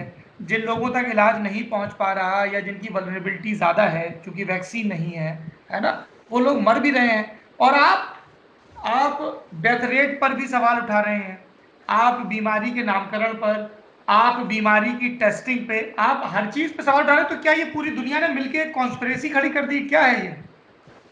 जाहिर सी बात है, कॉन्स्पिरेसी तो है ही है, आपको नहीं किसकी? दिख रहा? हाँ, किसकी? वो नाम पूछ रहे हैं आप? नाम है वहां कौन कौन इन्वॉल्व है इस कॉन्स्पिरेसी में आपके हिसाब से? देखिए, मेरे हिसाब से जो मेरी रीडिंग है that is Anthony Fauci is the number one, he is the one who is involve in it. आज से 34 ईयर पहले, 36 ईयर पहले, 1984 में जब एचआईवी एड्स पहली बार बोला था कि समथिंग लाइक एचआईवी एड्स, तब कौन था पीछे? एंथनी फॉची। आज कौन है पीछे? एंथनी फॉची। इसकी एक अपनी हिस्ट्री अगर आप देखेंगे तो आपको मतलब फिर वो एक नया डायरेक्शन ले लेगा। मैं चाहता नहीं कि उसको आर यू टेलिंग मी कि अमेरिका में बैठे एक टॉप साइंटिस्ट ने ये पूरी कंस्पिरेसी रची जिससे इक्वेडोर में लोग मर रहे हैं जिनको कब्रिस्तान नसीब नहीं हो रहा, इटली और स्पेन में मर रहे हैं, यूके में मर रहे हैं, चाइना में मर रहे हैं, Singapore, South Korea, Japan, India, Bangladesh. Saurabh ji मैं बताता हूँ, एक एक करके नाम लेते हैं कंट्रीज का। जापान का नाम लेते हैं। जापान का journal of American medical association, Jama, 10 अप्रैल देखिए, 10 अप्रैल। एक ही कंट्री से सारा एग्जाम्पल मिल जाएगा, मैं और नहीं बोलूंगा, एक ही एग्जाम्पल दूंगा। जापान का करीब 150-200 लोग मर रहे हैं, और वहां पे तो लॉकडाउन भी नहीं है, वहां बड़ी तेजी से फैल रहा होगा। जापान में भारत से पहले, सबसे पहले चाइना के बाद कहाँ फैला था? जापान गया था, आपको याद होगा, कोरोना वायरस, राइट। तो जापान में मैंने देखा डेथ रेट क्या है। 10 April IUC, 10 April Journal of American medical Association की, ये जो कोरोना वायरस है it is kept under flu like virus, right, influenza like illness की कैटेगरी का है। तो पिछले 5 साल में इन्फ्लुएंजा लाइक इलनेस में, including corona virus, for that matter पुराना कोरोना वायरस हो कि नया corona virus, influenza like illness से कितने लोग मरे हैं वो पूरा आंकड़ा दिया हुआ है 10 अप्रैल तक का। 10 अप्रैल में, 10 अप्रैल का journal of American medical association में 2014 से लेके नाउ इट इज 2020 तक का। आप देखेंगे, अभी खोल के देख सकते हैं ग्राफ, नहीं तो मेरे हाथ में मैं दिखा देता हूँ कि 2000 अभी इस साल in comparison to rest of the 5 years सबसे कम डेथ हुआ है ओवरऑल इन्फ्लुएंजा लाइक इलनेस से, जिसमें कोरोना को भी शामिल कर लिया गया। अब देखिए, तो ये हुआ जापान की बात। अब स्वीडन की बात करते हैं। स्वीडन के लिए सर आयुषी आप एक आपने आपने जापान का जिक्र किया। स्वाति हमारी इंटरनेशनल अफेयर्स की एडिटर हैं, मैं एक शो करता हूं उनका लिखा हुआ दुनियादारी, और स्वाति लगातार ये अपडेट दे रही हैं कि initially Japan took it lightly, वो अपने फीवर क्लिनिक्स और इनिशियल स्क्रीनिंग के भरोसे रहे, लेकिन पिछले 1-1.5 हफ्ते में उन्होंने सोशल डिस्टेंसिंग के नियम और ये सारी चीजें बढ़ा दी हैं, क्योंकि उनके यहाँ अब केसेस में एक्सपोनेंशियल ग्रोथ दिख रही है। अगर आप जॉन हॉपकिंस यूनिवर्सिटी के डेटा सेंटर पे जाएंगे जो डेली हर मिनट कहा जा रहा है कि अपडेट कर रहा है, तो आपको जापान के डेटा में क्रिटिकल राइज दिखाई देगा, और इसके लिए जापान परेशान है। आप साउथ कोरिया की बात कर रहे हैं, साउथ कोरिया का मॉडल पूरी दुनिया में एक्सप्लेन किया गया है कि किस तरह से उन्होंने एग्रेसिवली टेस्टिंग की। Same with Norway, same with Singapore, उन्होंने कॉन्टैक्ट ट्रेसिंग की और बीमारी को रोका। अगर किसी देश ने बीमारी को रोक लिया है तो उससे बीमारी की भयावहता कम नहीं हो रही है। अभी तो जापान की बात कर रहे हैं, और उन्होंने रोका है इस टेस्ट के बेसिस पे, इसी टेस्ट के बेसिस पे रोका जिस है, टेस्ट को आप क्वेश्चन लॉकडाउन कर के रहे हैं उसी बेसिस पे टेस्ट पे रोका है। डिटेक्ट कर, जिस टेस्ट को आप क्वेश्चन कर रहे हैं उसी टेस्ट के बेस पे उन्होंने डिटेक्ट किया पहले आप कह रहे हैं टेस्ट गलत है, अब आप कह रहे हैं कि उस टेस्ट के बेस पर नहीं, मैं कह रहा हूँ इन्फ्लुएंजा लाइक इलनेस की कैटेगरी, इन्फ्लुएंजा लाइक इलनेस। मैं अरे भाई बेसिक ही बात आ गई ना यार। ये इन्फ्लुएंजा लाइक इलनेस में 10 या 100 बीमारियां आती हैं। इन्फ्लुएंजा लाइक इलनेस में यहाँ कोरोना वायरस की बात आ रही है। मैं कहां से कहां जोड़ रहे हैं? मैं ये बोल रहा हूँ कि ओवरऑल मोर्टेलिटी कहीं भी नहीं बढ़ी सौरभ जी। किसी देश का influenza like for example Bharat की बात करें तो आप मुझे लेकिन ये बताइए कि ये डॉक्टर फाउची की जो आप कंस्पिरेसी थ्योरी दे रहे हैं कि इसके पीछे डॉक्टर फाउची हैं, तो ये जो दुनिया भर की जांच एजेंसीज हैं ये डॉक्टर फाउची के खिलाफ कोई कार्रवाई क्यों नहीं कर रही? कौन कौन मिला हुआ है? बस सर हो जाएगा। जैसे मैं आपको बताता हूँ, जैसे WHO का भांडाफोड़ हुआ था 1 साल बाद H1N1 के, 1 साल लग गया था लेकिन भांडाफोड़ हो गया था। 2009 में उन्होंने किया था जो भी scam H1N1 scam, it got exposed इन 2010। 1 साल लगा था। सिमिलरली आप देखिएगा एंथनी फाउची का भी बहुत जल्द भांडाफोड़ हो जाएगा, टाइम तो लगता ही है। आप ये कह रहे हैं कि एंथनी फाउची ने कैसे इसको मतलब फैलाया, वो मैं जानना चाहता हूँ। उसने कोरोना को नहीं फैलाया। हाँ, कोरोना को नहीं फैलाया, वायरस को नहीं फैलाया। वायरस इतना भयानक है, ये कॉन्सेप्ट फैलाया कि वायरस से। लेकिन डॉक्टर फाउची और जो अमेरिका के दूसरे पूरा तंत्र है उनके ये सारी चीजें प्रोपोगेट करने से पहले ही ये इटली और स्पेन में महामारी का रूप ले चुका था, तो वहां पे डॉक्टर फाउची क्या कर रहे थे? इटली का मैंने डेथ रेट निकाला, इटली का आप चेक कर लीजिए। इटली का मैं वो डेथ रेट की बात नहीं कर रहे हैं, वो ये पॉइंट की बात कर रहे हैं कि इटली और कि उससे पहले तो उनका कोई कमेंट ही नहीं आया था। नहीं, इटली की बात कर रहा हूँ मैं। इटली एक मिनट दीजिए आयुष जी, आप कंप्यूटर में बैठे हैं, आप देखिए euromomo.eu, euromomo.eu। ये यूरोप के सारे देशों के इन्फ्लुएंजा से हर साल कितने लोग मरते हैं, फ्लू से कितने लोग मरते हैं, इसका पूरा रिकॉर्ड रखते हैं। और आप देखेंगे, आप खुद ही एस्टोनिश हो जाएंगे कि हर साल इटली में इस समय नवंबर से लेकर अप्रैल तक आईसीयू फुल होते हैं हर साल, every year. So the death is not different this year. Only different thing is इस बार जब डेथ हो रहा है तो वो खबर आप या मीडिया हाईलाइट कर रही है। That is the जी आयुष, आपका क्या कहना है इस पे? मेरा ये कहना है कि ये जो मतलब सर बार बार कह रहे हैं विश्वरूप सर कि इन्फ्लुएंजा लाइक इलनेसेस से तो पहले से बहुत लोग मर रहे थे और अब भी बहुत लोग मर रहे हैं, बस उसको एक नया नाम दे दिया गया है कोरोना वायरस, क्योंकि उससे डर फैलाना है और उसमें लोगों के अपने हित हैं। लेकिन सर ये देखिए, ये ऐसे एग्जाम्पल की तरह है जैसे कि पहले ट्रांसपोर्ट था तो रेलवे और गाड़ियां थी, उनके एक्सीडेंट में कुछ लोगों की मौत हुआ करती थी। अब एक नया एरोप्लेन नाम का ट्रांसपोर्ट आया, तो एरोप्लेन में कोई रेगुलेशन नहीं था, कुछ नहीं था, तो उससे बहुत सारे एरोप्लेन आपस में टकराए और लोग बहुत ज्यादा मरने लगे। तो आप क्या कह रहे हैं कि ट्रांसपोर्ट फेलियर्स में तो पहले से ही बहुत सारे लोग मरते थे, एयरप्लेन को हम अलग से क्यों काउंट कर रहे हैं? सर नई चीज है ना, उससे अलग से डेथ्स ऐड ऑन हो रही हैं, तो उसमें तो नए से अकाउंट करना ही पड़ेगा। सीधी बात। आप पहले ये बात बताइए, आप इसको मानते हैं नहीं मानते हैं कि ये नया वायरस है? बात खत्म। क्या ये एक नया वायरस है डॉक्टर विष्णु? या इट कैन बी। क्या मतलब होता है? रुकिए, इसमें यार, इसमें नया वायरस कैसे मानेंगे? Test itself is faulty. How we will decide is new virus? वो टेस्ट के बेसिस पे नहीं मान रहे हैं। Are you saying Vishwaroop ji कि दुनिया की सारी लैब और सारे साइंटिस्ट एक कंस्पिरेसी थ्योरी में इन्वॉल्व है डॉक्टर फाउची की गढ़ी हुई? Are you saying that? सारे साइंटिस्ट नहीं है, डॉक्टर फाउची है भाई, एक ही आदमी है। नहीं, और बाकी डॉक्टर भी है ना, और ये जो पूरी दुनिया में रिसर्च हो रही है, हम लोग भी इन्वॉल्व हैं, हम लोगों को डायरेक्ट WHO से पैसा आता है, ऐसा इनके वीडियोस में पोर्ट्रे होता है ना। ये सबसे गलत बात है कि हर एक डॉक्टर को इन्वॉल्व है, हर एक डॉक्टर को पैसा आता है, WHO के दलाल हैं, ऐसे कमेंट्स आते हैं। मुझे तो शर्म आती है बताते हुए। और ये चीज अगर इतने लोग फॉलो करते हैं, इतने पढ़े लिखे हो, तो आपको सही बात बोलनी चाहिए। ये कौन सा लॉजिक हुआ यार? आप ये कहां से किस बात पे बोल रहे हो यार? अब बड़े बड़े डॉक्टर्स जो बड़े बड़े अस्पताल खोल के बैठे हैं, फोर्टिस वेदांता जैसे, उन तक कोई नहीं पहुंच सकता। जो गवर्नमेंट हॉस्पिटल में गरीब डॉक्टर, जो गरीब घर से पढ़ाई करके जाता है, जिसको एक फूटी कौड़ी नहीं मिलती, जिसके पास MR नहीं आता, HR नहीं आता, कोई नहीं आता, जब वो मदद करने किसी के घर में आता है, वो सोचता है ये तो दलाल है, ये तो WHO का दलाल है, ये तो बीमारी नहीं है, मारो इसको। क्या गलत है ये सही है? आप बताइए, ये कैसी सोच है? सर मुझे डॉक्टर सिंह काम। हाँ आयुष। हाँ सर, जो ये सर कह रहे हैं कि ये नया वायरस है, ये हमें कैसे पता? और इससे पहले भी मतलब जब ये CDC का आंकड़ा सर आप बता रहे थे, तो आपने उसमें ये कहा था कि जनवरी के महीने में हमें पता ही नहीं था कि ये नया वायरस है, इसलिए CDC ने सिर्फ इसको कोरोना वायरस कह दिया था। जबकि सच ये है कि मतलब 7 जनवरी को चाइना की लैब्स में ये बात, चाइना की लैब से डॉक्टर्स ने ये बात सार्वजनिक कर दी थी कि this is a novel corona virus, this is a new strain of corona virus. मैं आपको पूरा घटनाक्रम बताता हूँ 31 दिसंबर को चाइना ने WHO को जानकारी दी कि हमारे यहाँ निमोनिया जैसे कुछ केसेस आ रहे हैं। उससे लेकर 31 दिसंबर से 5 जनवरी के बीच उन्हें लगा कि जो 2002 में सार्स फैला था वो लौट आया है। ये चाइनीज ऑफिशियल्स को ऐसा लगा, लेकिन 7 जनवरी को जब इसका लैब में जेनेटिक सीक्वेंस पढ़ा गया, इसका जीनोम सीक्वेंस की स्टडी हुई, तो 7 जनवरी को ये बात सामने आ गई थी कि नहीं, ये पुराना वायरस नहीं है, this is a new strain of virus and that they named it as novel corona virus. तो 7 जनवरी को ये बात पता चल गई थी। तो अगर इसके बाद कोई भी संस्था कुछ भी कोट कर रही थी तो उसको नोवेल कोरोना वायरस कह के कोट कर रही थी, सादा कोरोना वायरस कह के नहीं। विष्णु जी ये बताइए, विष्णु जी बताइए, मेरा सवाल सुन लीजिए। मेरा सवाल ये है कि आप पूरी दुनिया के साइंटिस्ट जिस चीज को एक नया वायरस कह रहे हैं, वो आप क्यों नहीं मान रहे हैं? आपकी थ्योरी क्या है? मैं ये बता रहा हूँ कि आयुष जी ने जितना भी बताया जी, वो एक्जेक्टली करेक्ट है कि एक नोवेल कोरोना वायरस है, वो वुहान में है। माना, अब आपने माना, आप मान रहे हैं ये नया वायरस है? बीच में आप काट देंगे, फिर बोलेंगे आप नया वायरस मान रहे हैं? या तो आप मुझे 30 सेकंड दीजिए तो नहीं, आपको पूरा टाइम है, पर मुझे इतना बता दीजिए, क्या ये कोविड-19 बीमारी वाला जो वायरस है, क्या ये एक नया वायरस है? Let me complete. I will complete in 30 second. उसमें से आप जितना काटना है काट लीजिएगा। This is a new virus. Laptop top पे कुछ नहीं कटेगा, पूरा जाएगा, don't worry, rest assured. Public तय कर लेगी जी। ठीक है, देखिए आयुष जी ने जितना बताया वो नोवेल कोरोना वायरस है, that is novel corona virus, what he has just said.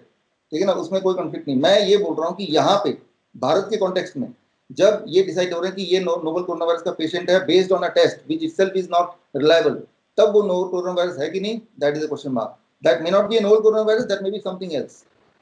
अब आप फिर से वापस टेस्ट की ऑथेंटिसिटी पे आ गए। अभी आप कह रहे थे कि फलाने अभी पहली बात ये बोल- नोवेल कोरोना वायरस है या नहीं, ये नोवेल कोरोना वायरस है या नहीं, ये टेस्ट पे डिसाइड नहीं हुआ, पीसीआर टेस्ट से डिसाइड नहीं हुआ है। ये उस वायरस का जेनेटिक एनालिसिस हुआ है। जेनेटिक एनालिसिस अलग टेस्ट है, और जेनेटिक एनालिसिस में एक एक आरएनए के अंदर जो जीन है सीक्वेंस देखा जाता है, उस सीक्वेंस के बेसिस पे, उसके कैप्सूल के बेसिस पे अलग, वो उस पीसीआर की बात ही अलग है। ये सीधी सीधी बात समझ में आती है कि उस चीज का नॉलेज नहीं है आपको जनाब। बहुत, मैं देखिए सौरभ जी, मैं मानता हूं कि भाई साहब देखो, बहुत सारे लोग ये कहते हैं कि आपने बहुत सारे लोगों की मदद करी है, जिसपे मैं गर्व करता हूं कि आप एक बहुत अच्छे इंसान हैं, मदद करते हैं लोगों की, लोगों को अच्छे डाइट पे, आज के डेट में जो गंद खा रहे हैं लोग, उससे अच्छी डाइट पे लाते हैं, इसलिए लोग आप पे भरोसा करते हैं। लोग अच्छे डाइट पे आने से, आप पे भरोसा करने से ठीक हो रहे हैं, कई बीमारी से बच रहे हैं, इसलिए लोग आपकी बात पे आंख बंद करके भरोसा करते हैं। लेकिन क्या आपको नहीं लगता कि बिना किसी तथ्य के, बिना किसी प्रॉपर रिसर्च के, बिना किसी प्रूफ के, इस तरह से एक के बाद एक फेसबुक पे, यूट्यूब पे इस तरह के भाषणबाजी करने से ना सिर्फ जो ऑलरेडी इसके लिए लड़ रहे हैं डॉक्टर्स, गवर्नमेंट, पेशेंट्स, सबको नुकसान होगा। हम इस बीमारी को जो लॉकडाउन खत्म करने की कोशिश कर रहे हैं वो नहीं कर पाएंगे। क्या लगता है आपको सौरभ जी, आप बताओ। अच्छा, एक आखिरी चीज, ये चूंकि 1 घंटे से ज्यादा, लगभग 1 घंटा हो गया है, विश्वरूप जी, जैसे आपकी जो थ्योरी है बड़ी दिलचस्प है कि डॉक्टर फाउची की कंस्पिरेसी है, डब्ल्यूएचओ की तरह इसका स्कैम आएगा वगैरह वगैरह। हमारे देश के प्रधानमंत्री हैं नरेंद्र मोदी जी, उनकी एक ऐप है mygov.in, है ना, उनका ट्विटर हैंडल भी है। तो आप उन सबको टैग करके ये चीज क्यों नहीं बता रहे हैं? इसमें तो भारत फिर से विश्वगुरु बन जाएगा आपकी थ्योरी के हिसाब से, क्योंकि बारी दुनिया अंधेरे में रहेगी, हम उनको बता देंगे कि ये कॉन्स्पिरेसी है। अगर आपकी सब बातें इतनी ज्यादा तथ्य सम्मत, आंकड़ा सम्मत है, दुरुस्त है, तो पूरी दुनिया का इस पर ध्यान क्यों नहीं जा रहा है? डॉक्टर विश्वरूप, क्या लगता है आपको? सौरभ जी मुझे 1 मिनट देंगे आप, तभी मैं बात शुरू करूंगा। Right, I need to answer your question. Number 1, पहले आपके सवाल पे जवाब दे देता हूँ। मैं प्रधानमंत्री के जो ऐप आप बता रहे हैं, उनके ईमेल आईडी बता रहे हैं, उनके जितने संपर्क बता रहे हैं, उनमें मैं ये सारी बातें लिख के भेज चुका हूँ, नंबर 1। नंबर 2, 5 मार्च को मैं पार्लियामेंट में जाके हेल्थ मिनिस्टर साहब से भी मिलके उनको भी ये सारी बात बता चुका हूँ, हर्षवर्धन जी से, कि भाई ये जो भी मैं आपको बता रहा हूँ। नंबर 2, नंबर 3, जो वुहान में, ये आखिरी बात है बस, 10 मोर सेकेंड्स, वुहान में जो है वो कोरोना वायरस होगा, नोवेल कोरोना जरूर होगा, मैं डिस्प्यूट नहीं कर रहा हूँ। लेकिन अभी भारत में अगर किसी को टेस्ट किया और वो पॉजिटिव आया तो बोल दिया ये तो कोरोना वायरस ही है, यहाँ पे आई हैव अ डाउट। मैं इतना ही बोल रहा हूँ। आपकी जब हेल्थ मिनिस्टर डॉक्टर हर्षवर्धन से बात हुई तो उन्होंने क्या कहा? उन्होंने क्या कहा, कोट एंड कोट, मैंने उनको बोला सर मैं वैसे ही बता रहा हूँ जैसे उनको बताया था, ठीक है ना, कि नहीं, आपने, मैं ये नहीं पूछ रहा हूँ आपने क्या बताया, आप तो डॉक्टर फाउची की कंस्पिरेसी थ्योरी से लेके हर चीज, डॉक्टर हर्षवर्धन ने क्या कहा आपसे? मेरा सवाल क्या था उसका जवाब पे ही तो कुछ कहेंगे ना। एक लाइन बोला मैंने, ज्यादा लंबा तो मैं बोलता नहीं हूँ।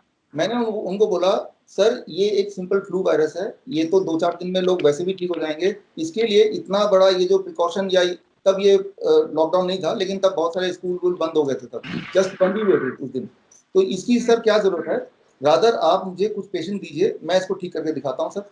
उनका जवाब था वो मैं आपको देता हूँ कि हमें पता है सिंपल है, 3-4 दिन में लोग ठीक हो सकते हैं फल और वेजिटेबल खा के भी, लेकिन हम WHO का प्रोटोकॉल फॉलो करेंगे क्योंकि ये इंटरनेशनल मामला है, इसीलिए हम इसमें कोई एक्सपेरिमेंट नहीं करेंगे। तो ये उनका जवाब था। जैसे और आपने कुछ लाए हैं तो आप दे दीजिए, मैं इसको कंसिडर कर सकता हूँ। मैं लेके गया था रिटर्न में, मैंने उनको नमस्कार बोला और उन्होंने मुझे मौका दिया, ये इतनी सी बात हुई और इतने बड़े मिनिस्टर का 5 मिनट मिला काफी। मेरे डॉक्टर विष्णु आपसे आखिरी 2 सवाल हैं कि आपके जब इतने दिलचस्प दावे हैं तो YouTube ने आपके वीडियोस को क्यों रिमूव किया? हाँ देखिए, आप तो डालिए कम से कम, यूट्यूब ने रिमूव कर ही दिया है और ये तो यूट्यूब बता सकता है उसने क्यों किया, मैं तो नहीं बता सकता। अब मैंने सौरभ जी पिछले 6 साल हो गए यूट्यूब चैनल में, मेरा HIV है और हाई कोलेस्ट्रॉल है, डायबिटीज है, आप देखिएगा।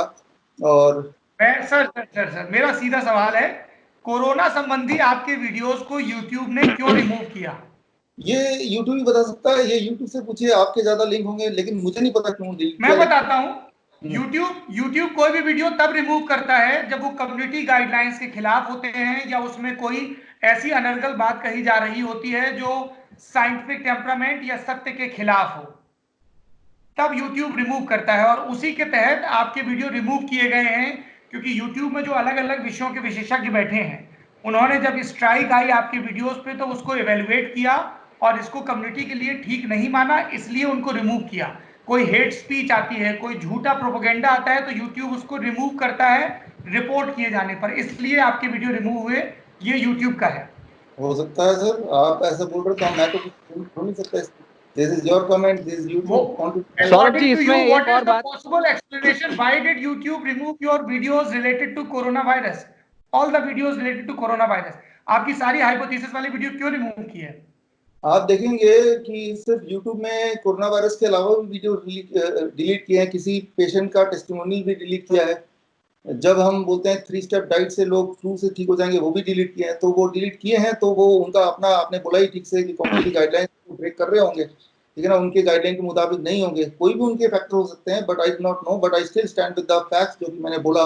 मैं तो सौरभ जी एक सबसे इंपॉर्टेंट बात, आप अगर मेरा विष्णु जी आपको दोबारा बोलना पड़ेगा, बीच में नेटवर्क चला गया था। मेरा सवाल है कि YouTube ने आपके वीडियोस को रिमूव किए, मैंने आपको कम्युनिटी गाइडलाइंस उनकी बताई जिसकी वजह से आपकी उस वीडियोस पे स्ट्राइक आई और वो वीडियो रिमूव हुए।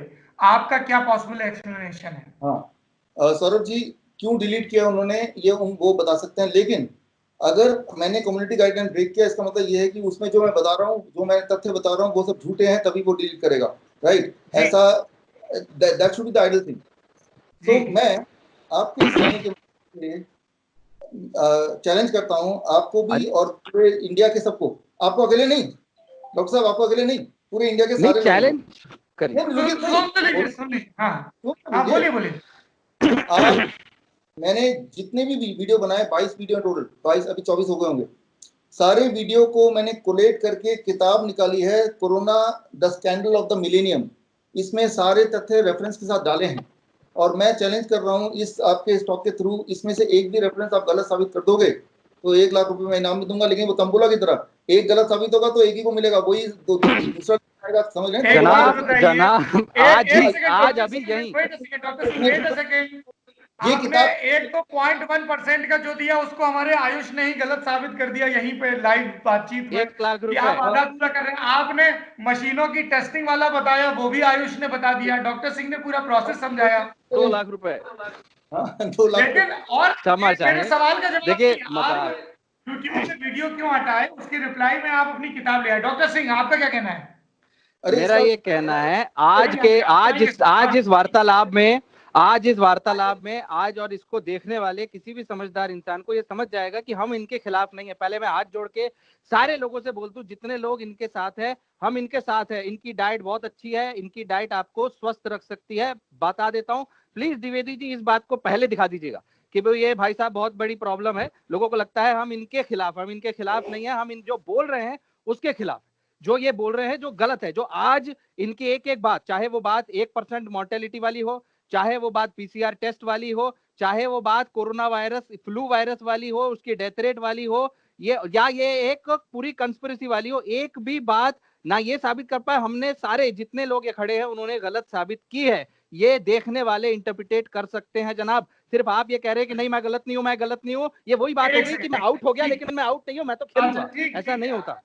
Doctor Singh calm down. Ayush your parting shot. हाँ सर, मेरे कुछ जरूरी सवाल हैं, ये इंटरव्यू की लेंथ बढ़ रही है तो मुझे डर लग रहा है कि वो जरूरी सवाल छूट ना जाएं। सर आपने पूछिए आयुष, प्लीज सर पूछिए। डॉक्टर विश्वरूप, जब आपसे टीवी इंटरव्यूज के दौरान पूछा गया कि अगर ये कुछ इतने बड़े मतलब डेडली चीज नहीं है तो इससे इतने ज्यादा लोगों की मौत क्यों हो रही है, तो इस पर आपका जवाब ये था कि लोगों को क्वारंटीन में रखा जाता है और उनके ऊपर वहां पे दवाइयों का एक्सपेरिमेंट कहा जाता है, जिसे आप ह्यूमन गिनी पिग कह रहे हैं, और उन दवाइयों के एक्सपेरिमेंट के दौरान जब लोग मर जाते हैं तो उसे कह दिया जाता है कोरोना वायरस से मर गया। तो इस तरीके से तो ये मतलब आप कैसे कह रहे हैं, मैं ये जानना चाहता हूं। सबूत क्या है आपके पास इस कंस्पिरेसी थ्योरी का, विश्वरूप जी? मैं इसको बताता हूँ। सबूत यह है, मैं एक एग्जांपल ले रहा हूँ। एग्जांपल में 10 है, उसमें से एक पसंद नहीं आएगा तो मैं अगला एग्जांपल दूंगा। फॉर एग्जांपल मलेरिया की दवाई मलेरिया की दवाई एस्टैब्लिश्ड है कि उससे हार्ट रेट एब्नॉर्मली हाई हो जाता है, that causes sudden cardiac death. ये तो सर आपको पता है ऑलरेडी। और ये तब भी दे रहे हैं, उससे हार्ट रेट हाई नहीं होता उससे हार्ट रेट हाई नहीं होता है, वो मैं बताऊंगा क्या होता है, आप बता दीजिए पहले। हाँ, तो that causes sudden cardiac death, ये ऑलरेडी लिस्टेड है for last 35 years several journal, right, including American college of cardiology, जिन्होंने लास्ट वीक भी ये अनाउंस किया था कि ये दवाई देने से डेथ होगा। नंबर 1। नंबर 2, अभी रिसेंटली पिछले हफ्ते journal of American medical association में भी आया, so the 1/3 of the corona patient they had a myocardial injury, right. तो मायोकार्डियल इंजरी से वो मर रहे हैं। एंड नंबर 3, फाइनल थिंग, कल का यूएसए टुडे, यूएसए का बड़ा अखबार यूएसए टुडे देखिए, और उसमें ब्राजील ने ये मलेरिया की दवा पे ट्रायल किया, और ट्रायल को 6 दिन में बंद करना पड़ा क्योंकि साबित हो गया कि वो कोरोना के विक्टिम जो हैं वो मलेरिया की दवा से मर रहे हैं। कल का अखबार देखिए यूएसए टुडे, ब्राजील ने ट्रायल किया, 6 दिन में उन्हें प्री मैच्योरली बंद करना पड़ा, and as a result of that US में कई सारी जगह पे हॉस्पिटल्स में अब एंटी मलेरियल दवाई देना बंद हो गया, राइट। तो ये एक दवाई की बात कर रहा हूँ अभी मैं चाहे तो ये की बात करूंगा अगर सौरभ जी चाहे। ठीक है डॉक्टर सिंह जी।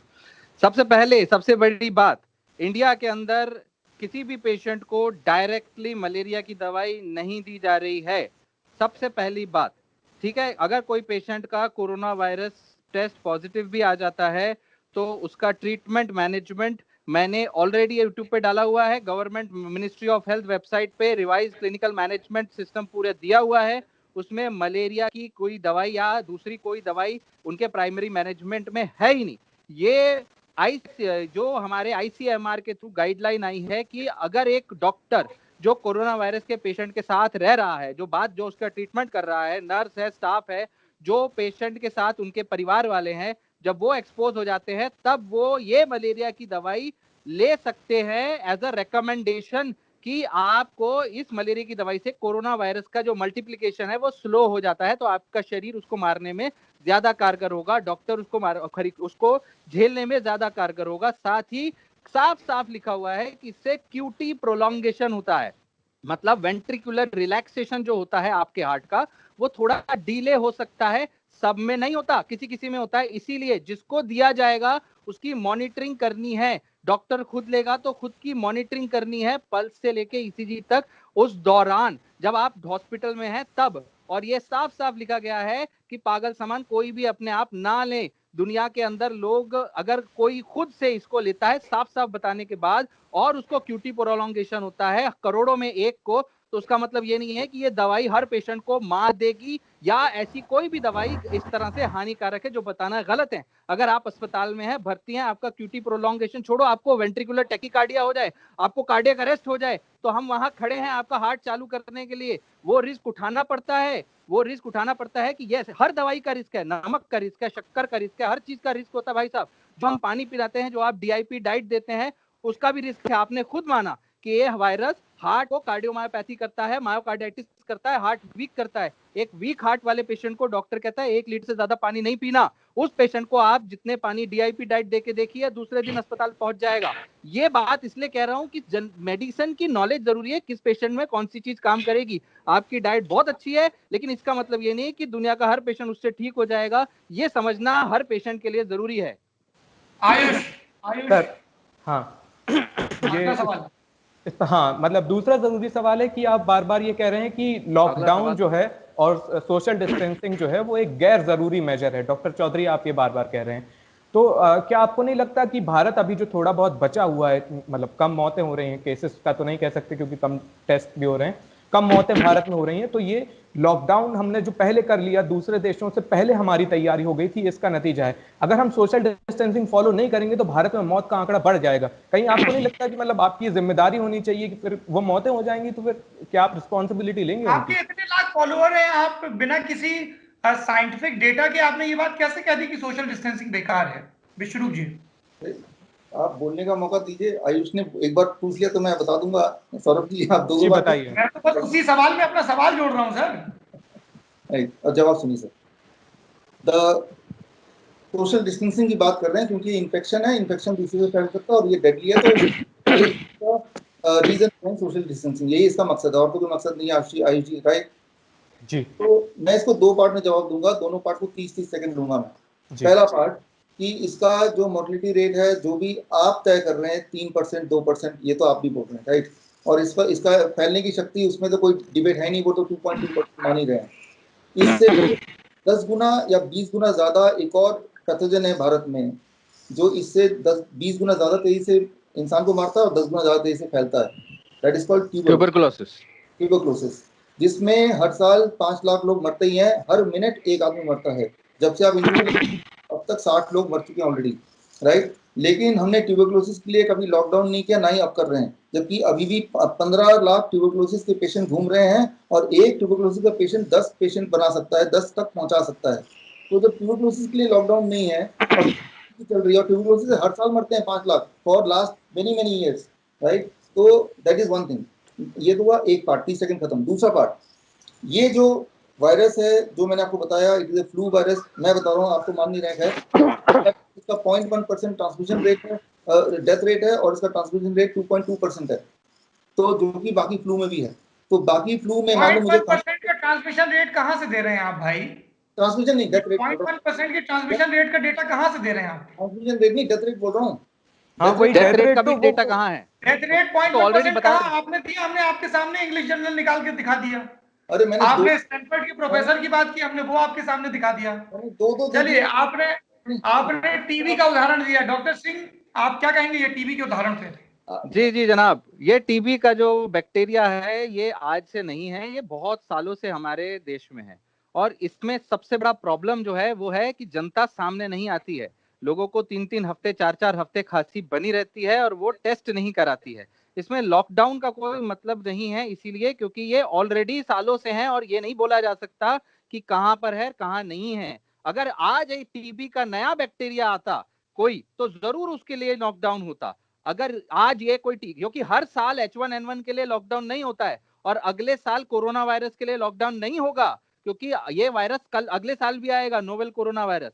ये टीबी का बैक्टीरिया इंडिया के अंदर ही फैला हुआ है, बाकी दूसरे कंट्रीज में इतना नहीं है। बाकी दूसरे कंट्रीज हमारे पेशेंट्स को वहां लेते भी नहीं है बिना टीबी की जांच के, बिना क्लियर करे। आपको वीजा भी नहीं मिलता है, क्योंकि इंडिया के अंदर यही प्रॉब्लम है कि लोग अपने टेस्ट नहीं कराते।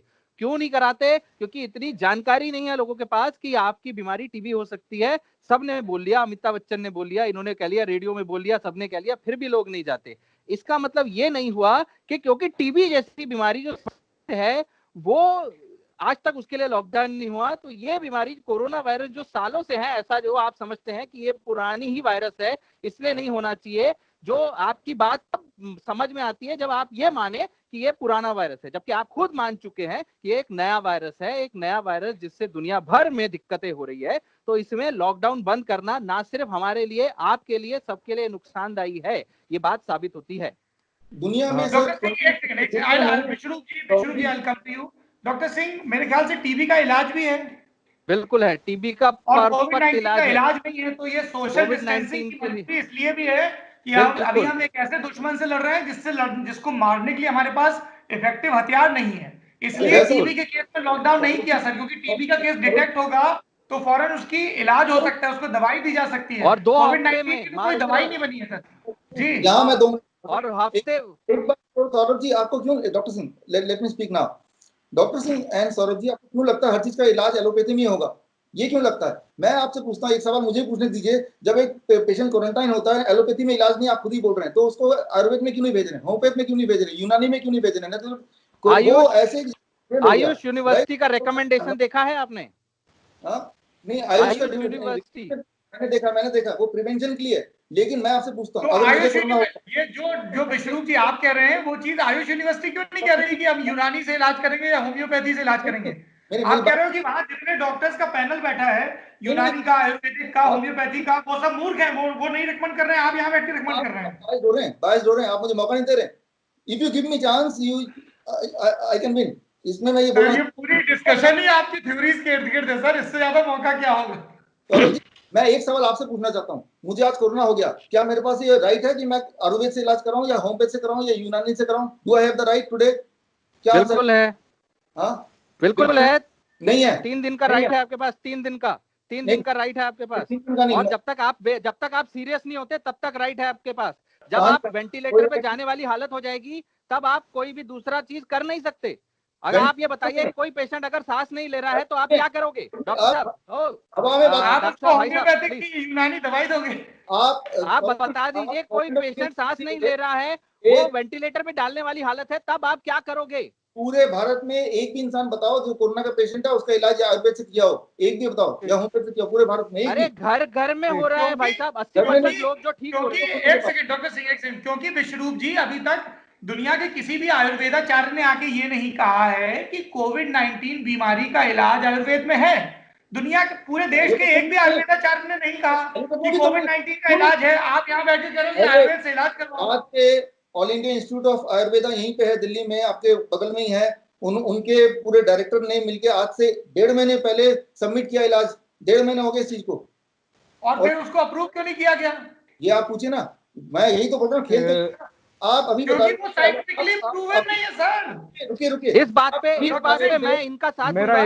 इस बात पे विश्वरूप जी का मैं साथ, सुनिए, आपका साथ दे रहा हूँ, आपका साथ दूंगा मैं इस बात पे। देखिए, इस बात पे मैं खुद आपका साथ दूंगा कि बिल्कुल आयुर्वेद को ट्राई करना चाहिए, बिल्कुल आयुर्वेद पे रिसर्च होना चाहिए। मैं खुद स्ट्रांगली बिलीव करता हूं कि आयुर्वेद में बहुत पोटेंशियल है। ये मेडिसिन जो हमारे मॉडर्न मेडिसिन निकल के आई है, आयुर्वेद के ही अर्कों से आई है। जब हम बात करते हैं नीम के पत्तों में ताकत है, तो उसमें यह देखा जाता है कि भाई इसमें कौन सा केमिकल है जिसमें ताकत है, उससे निकाल के गोली बनती है। तो आयुर्वेद में ताकत है। Nobody is denying that. यहाँ पर बैठ के कोई भी ये नहीं कह रहा है कि आयुर्वेद आपके शरीर को दुरुस्त करने का एक अच्छा जरिया है। ये पूरी बहस इस बात पे हो रही है कि कोविड 19 की बीमारी से कैसे डील किया जाए। लेकिन ये कहना कि आयुर्वेद ही इलाज है और दूसरे जगह पे अगर जाओगे तो डॉक्टर दवाई देके मार देंगे, वो गलत है।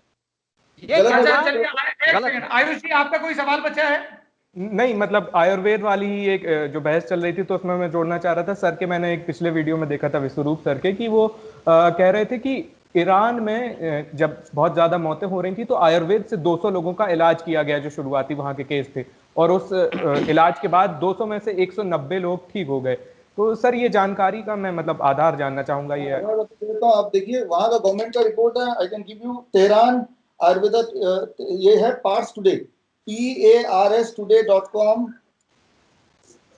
पार्स टुडे की रिपोर्ट है ये, 4 अप्रैल, सरकारी न्यूज है सर, 4 अप्रैल को आयुष जी, पार्स PARStoday.com, ये तेहरान का, तेहरान के हॉस्पिटल का न्यूज है। कहाँ का? तेहरान या ईरान? ईरान की शहर, मतलब ठीक है। तो मेरा ये कि मतलब उसमें ये लिखा है कि 200 लोगों का इलाज किया गया आयुर्वेद से, और वो उसमें से 190 ठीक हो गए, उसमें ये लिखा हुआ है ना? हाँ, 190 तो एक हफ्ते के अंदर चले गए और बाकी रिकवर कर रहे हैं। उसके बाद मैंने फॉलोअप नहीं किया, बट आप चाहेंगे तो मैं फॉलोअप कर दूंगा। ठीक है, मैं इसको चेक करूंगा। आप बोल रहे हैं, आप एक बार फिर से यूआरएल बताएंगे मुझे? Pars PARS today, Pars today, एक ही वर्ड है सर, parstoday.com/hi/news/Iran, जिसमें आयुर्वेद वर्ड ना लिख के आप लिखिए जीरा। जीरा को क्या कहते हैं इंग्लिश में? 4-5 इंग्रेडिएंट बना के उन्होंने एक प्रोटोकॉल बना दिया। दे टुक 3-4 इंग्रेडिएंट, फिर एक प्रोटोकॉल बना के फिर उनको ट्रीट किया था। और उन्होंने कर्ड, कर्ड वर्ड लिख दीजिए, क्योंकि कर्ड दिया नहीं था उन्होंने। मैं रिकॉल कर रहा हूँ कि न्यूज में क्या क्या कीवर्ड थे। They did not give curd, curd को मना कर दिया। एंड देन जीरा। फिर ये मेरे ख्याल से अगर 200 में 190 मरीज इस देसी उपचार से ठीक हो रहे हैं, तब तो ये दुनिया की सबसे बड़ी ब्रेकिंग न्यूज होनी चाहिए थी। किसी की नजर क्यों नहीं गई इस पे? कोई बनाएगा ब्रेकिंग? आप बनाएंगे ब्रेकिंग? आप मैं आपसे पूछता हूँ, अगर ये सही कंफर्म निकला, आप बनाएंगे ब्रेकिंग? आप तो नहीं बनाएंगे। बिल्कुल बनाएंगे। नहीं, पहली बात बनाएंगे। नहीं बनाएंगे। इस पे अलग से आप पड़ताल करिएगा। विश्वरूप जी, ये चैलेंज की भाषा ठीक नहीं। हमसे लोगों ने कहा विश्वरूप जी को बुलाइए, हमने आपको बुलाया ना। ये आप नहीं बनाएंगे, आप ये करके दिखाइए, आप कुतुब मीनार से कूद के दिखाइए। आप नहीं कूदेंगे, ऐसे नहीं होता है सर। ऐसे हमें ट्विटर पे दिन भर लोग चैलेंज करते हैं, हिम्मत है तो ये न्यूज दिखाओ, हिम्मत है तो वो न्यूज दिखाओ। तो ऐसे ट्रोल, तो आप इतने बड़े यूट्यूबर हैं, आप क्या ट्रोल्स की भाषा में बात कर रहे हैं कि आप नहीं। मैं आपसे कह रहा हूं अगर ये सत्य हुआ तो मैं दिखाऊंगा। आप संपादक बोल रहे हैं सत्य हुआ दिखाऊंगा, आप कह रहे हैं आप नहीं दिखाएंगे। ऐसे थोड़ी ना होता है। सौरभ जी, क्योंकि मैं भी आपका व्यूअर हूं ना, तो मेरे अंदर से व्यूअर जाके आ भी। नहीं, इस पे हम सवाल आखिरी सवाल का जवाब दीजिए। कई लोगों ने ऐसा लिखा कि डॉक्टर विश्वरूप की जो डिग्री है, उस डिग्री को लेके उन्हें संदेह, जो आपकी पीएचडी है। यूट्यूब आयुष, क्या सवाल पूछा गया यूट्यूब पे, बताइए वो क्या है? उसमें ये कहा गया था जो आपकी यूनिवर्सिटी अलायंस इंटरनेशनल यूनिवर्सिटी, उस पर जब जाकर कोर्सेज की लिस्ट देखी गई तो उसमें पीएचडी इन डायबिटीज जैसा कुछ नहीं था। ये लोगों का सवाल है। मैं जवाब देता हूँ इसका। ये सर्टिफिकेट मैंने अपने यूट्यूब, मेरे वेबसाइट पे भी है, आप देखेंगे तो that is honorary PhD. That is honorary PhD. Honorary PhD है? Honorary PhD in diabetes. अच्छा। सर, ऑनररी पीएचडी में कभी आप डॉक्टर नहीं लगा सकते अपने नाम के आगे। ये रूल है भारत सरकार का। कभी भी आपको अगर ऑनररी डिग्री मिली है तो आप डॉक्टर नहीं लगा सकते सर। आप देखिए तो सही, आप देखिए। और ये ऑनररी पीएचडी, सौरभ जी, ये ऑनररी पीएचडी अलायंस यूनिवर्सिटी को अगर आप मेल करेंगे तो 10 दिन में आपको भी मिल जाएगी, एक पर्टिकुलर अमाउंट देने के लिए। Honorary PhD in diabetes, honorary PhD in cure for AIDS, honorary PhD on फलाना ढमकाना, इसकी आपको वो मिल जाएगी उनके रेट लिस्ट। 10 दिन में आपको पीएचडी बिना किसी पढ़ाई के, बिना किसी चीज के आपको मिल जाएगी, अगर आप पैसे देंगे। एक सेकंड विश्वरूप जी, आपको ये ऑनररी पीएचडी क्यों मिली है? आपकी कोई किताब है डायबिटीज पे जो पब्लिश हुई है? ये सर किताब है, रिसर्च पेपर है। मैंने तो 12 किताबें लिखी हैं। रिसर्च पेपर कौन से इंटरनेशनल जर्नल में डायबिटीज के पब्लिश हुए हैं? जर्नल ऑफ मेटाबॉलिक सिंड्रोम, आप देखिए। हाँ डॉक्टर सिंह। हाँ जी जनाब, अगर आप सर्च करेंगे जर्नल ऑफ मेटाबॉलिक सिंड्रोम, और ऐसी कई सारी जर्नल जो है ये फेक जर्नल्स मानी जाती है, जिसमें कोई भी कुछ भी जाके छाप सकता है। अगर आप रिसर्च करेंगे तो आपको साफ साफ पता चल जाएगा कि ये जर्नल का कितना रिलायबिलिटी है और उसका क्या हिसाब किताब है। बहुत आसानी से आप जाके रिसर्च कर सकते हैं। इसको प्रीडेटरी जर्नल कहते हैं, प्रीडेटरी जर्नल्स। जैसे कि आप, कई सारे लोग हैं जो अपनी बात सिर्फ साबित करने के लिए कि हमने जर्नल पब्लिश किया, आप देखो, ये यहाँ डाल देते हैं। इसका मतलब ये नहीं है कि ये कोई एक्चुअल ऑनररी ये जर्नल प्रीडेटरी या फेक जर्नल्स होती हैं। इसको आप चाहो तो पड़ताल करके साबित कर सकते हैं। ये बहस बहुत लंबी खिंच गई है। डॉक्टर विश्वरूप रॉय और डॉक्टर परमजीत सिंह, आप लोग कोविड-19 इस बात पे आप क्या बोलेंगे? एक आखिरी जरूरी सवाल है। इस बात पे इनका मत तो जान लीजिए कि ये प्रीडेटरी जर्नल है या नहीं। नहीं सर, ना मैं बताता हूँ, ये नहीं है। मैंने तो देखा छापने के लिए क्या पापड़ बेलने पड़े, तो इसलिए मुझे पता है कि नहीं है सर। आप एक छाप के प्रीडेटरी जर्नल बात कही जा रही है कि जोम्बिया की जिस यूनिवर्सिटी की आप बात कर रहे हैं, वहां पे फीस देकर कोई भी डिग्री ले सकता है। क्या कितने दिन या नहीं? आप लेके देखिए। If it is so then you get it once. देखिए, बोलना आसान है सर। हमें तो जाम्बिया की उस यूनिवर्सिटी की डिग्री चाहिए नहीं, क्योंकि हमारे पास जेएनयू की डिग्री है। तो अगर नहीं चाहिए, देखिए साबित कौन करेगा? बोलना। Saurabh ji, Indo Vietnam medical board, ये कहां से आया? इंडो वियतनाम मेडिकल बोर्ड, ये क्या ये सवाल है आपका या सवाल है? हाँ देखिए, सवाल है। ये किसने बनाया? ये किसने बनाया? कौन से जगह से एफिलिएटेड है? ये कोई मेडिकल बोर्ड है या नहीं? कोरोना के ऊपर है। देखिए अब सवाल तो पूछते हैं, जवाब देते नहीं है। Anyway, I hope that you. अरे नहीं, ऐसा बिल्कुल नहीं भाई, आप जवाब दीजिए जी। हाँ, इंडिया बुक ऑफ रिकॉर्ड्स हमारा ब्रांड आप पीछे देख भी रहे हैं। This is registered with government of India. RNI number है हमारा 2006 का। आरएनआई तो आप समझते ही हैं। इंडिया बुक ऑफ रिकॉर्ड्स और वियतनाम में है Vietnam book of records. Vietnam book of record is under the control of government of Vietnam, right. वो वियतनाम में ज्यादातर जो मीडिया है दैट इज गवर्नमेंट कंट्रोल्ड है। इंडिया में जैसे आपका प्राइवेट मीडिया है, राइट। तो India book of record in association of Vietnam book of record under the ministry of science and technology, government of Vietnam, right, under the license from government of Vietnam, we started what we call as Indo-Vietnam Medical Board. It is started by me and my partner, Vietnam Book of Records के Lee Trang Trung Yang. How do you have any medical degree to start a medical board? start a medical board, आपने research institute of complementary health sciences का भी एक company, fake company बनाई है। क्या उसको बनाने में, क्या उसमें कोई कार्य होता है? क्या इंडो वियतनाम मेडिकल बोर्ड में जैसे आप हो, आप यानी मैं या कोई भी, सौरभ जी, कोई भी अपना नाम का मेडिकल बोर्ड बना के अपने कोर्स शुरू कर दे, अपने हिसाब से कर दे, क्या उसकी कोई रेगुलेशन नहीं है दुनिया में? डॉक्टर सिंह, अभी तो खैर लॉकडाउन है। लॉकडाउन जब हो जाएगा, हमारी सेरेमनी होती है हर 3 महीने में वियतनाम में, और पूरे वियतनाम के अच्छे से डिग्निटरी आते हैं इंडो वियतनाम मेडिकल बोर्ड की सेरेमनी में। अगले में सौरभ जी आपको भी मैं इनवाइट करूंगा। और आप मुझे ये बताइए कि आपका ये जो इंडो वियतनाम मेडिकल बोर्ड है, क्या इसे इस देश का स्वास्थ्य मंत्रालय मान्यता देता है? नहीं सर, मैंने तो बोला भी नहीं ना। मैंने तो बोला नहीं। तो आप इस देश में सारे लोगों को क्यों फिर ऐसी बातें बता रहे हैं, इस बोर्ड के बेसिस पे सर्टिफिकेट दे रहे हैं इस देश में, जब मान्यता नहीं है? बताइए। भारत में मान्यता नहीं तो भारत में आप किस हिसाब से सर्टिफिकेट दे रहे हैं सर? देखिए, मैं एक एग्जांपल दे रहा हूं सौरभ जी। जैसे British medical journal and Fortis and British medical journal दोनों मिलके डायबिटीज का सर्टिफिकेशन कोर्स कराते हैं, उसकी भी मान्यता नहीं है। देख लीजिए, उसकी भी मान्यता नहीं है, लेकिन कराते हैं। कोई भी करा सकता है, तो मान्यता होना नहीं होना एक अलग। फोर्टिस एक एस्टैब्लिश्ड हॉस्पिटल चेन है सर। आप तो वहां अपने घर कहां से ये हॉस्पिटल चेन होना काफी है कि वो मान्यता मिल गई? मैं पूछना चाहूंगा, आप अगर आप हॉस्पिटल चेन जितनी क्वालिफिकेशन रखते हैं तो वो क्वालिफिकेशन बताएं। अगर आप इतने ज्यादा पढ़े लिखे हैं तो वो क्वालिफिकेशन सामने रखें। एक पीएचडी, ऑनररी पीएचडी के अलावा आपने किस बेसिस पे? ये बात गायब नहीं कीजिए। मेरा सवाल है फोर्टिस, क्योंकि वो चेन है तो वो अपना कोई भी कर सकता है। मेरा सवाल है फोर्टिस और ब्रिटिश मेडिकल जर्नल जो डायबिटीज एजुकेटर का कोर्स चलाया है, क्या वो भारत सरकार से अप्रूव्ड है? इसका आंसर क्या है? नहीं अप्रूव्ड है। या तो बोलो है या नहीं है, बताओ क्या है। मैं बोलता हूँ वो नहीं है, तो फिर क्योंकि वो चेन है तो चला सकता है। हम चेन नहीं तो हम चला नहीं सकते। सौरभ जी कैसी बातें कर रहे हैं? आपने पहले ही बिल्कुल चलाइए, आप रात दिन चलाइए। आपके दावे बहुत दिलचस्प हैं और ये पूरी बातचीत मेरे लिए बहुत रोचक है। आयुष जी, आप मेरा एक आखिरी जरूरी सवाल है सर। आप इसका जो कोरोना वायरस का इलाज बताते हैं तमाम इंटरव्यूज में, वो आप कहते हैं कि 3 दिन में आप इसको ठीक कर सकते हैं और इसके लिए किसी क्वारंटीन, सोशल डिस्टेंसिंग और इन सब चीजों की जरूरत नहीं। तो सर वो कैसे आप ठीक करेंगे? ये मतलब मुझे जरा सा। मैं ये बोलता हूँ हमेशा कि इन्फ्लुएंजा लाइक इलनेस, H1N1 हो, डेंगू हो, चिकनगुनिया हो, कोई फ्लू वायरस हो, पिछले 5 साल मैंने ये देखा है कि जब भी एक 3 स्टेप प्रोटोकॉल हमारा वो करता है तो by 3rd day patient they get relief. Corona virus में क्योंकि वो वायरस के पेशेंट मुझे मिले नहीं है, वो घेर लिए जाते हैं, क्वारंटाइन हो जाते हैं, वो बंद हो जाते हैं, राइट।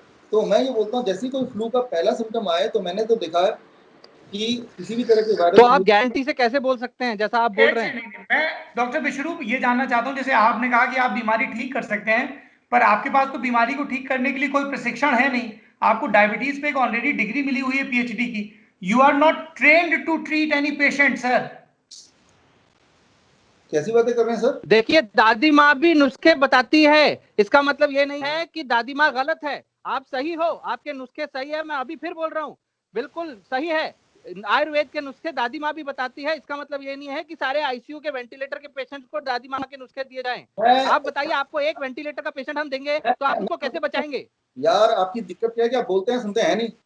आप कल का अखबार पढ़िए, वेंटिलेटर में जो जाते हैं 80% लोग वापस ही नहीं आते। क्यों भेजे वेंटिलेटर में? आपको क्या लगता है वेंटिलेटर वापस ही आता है?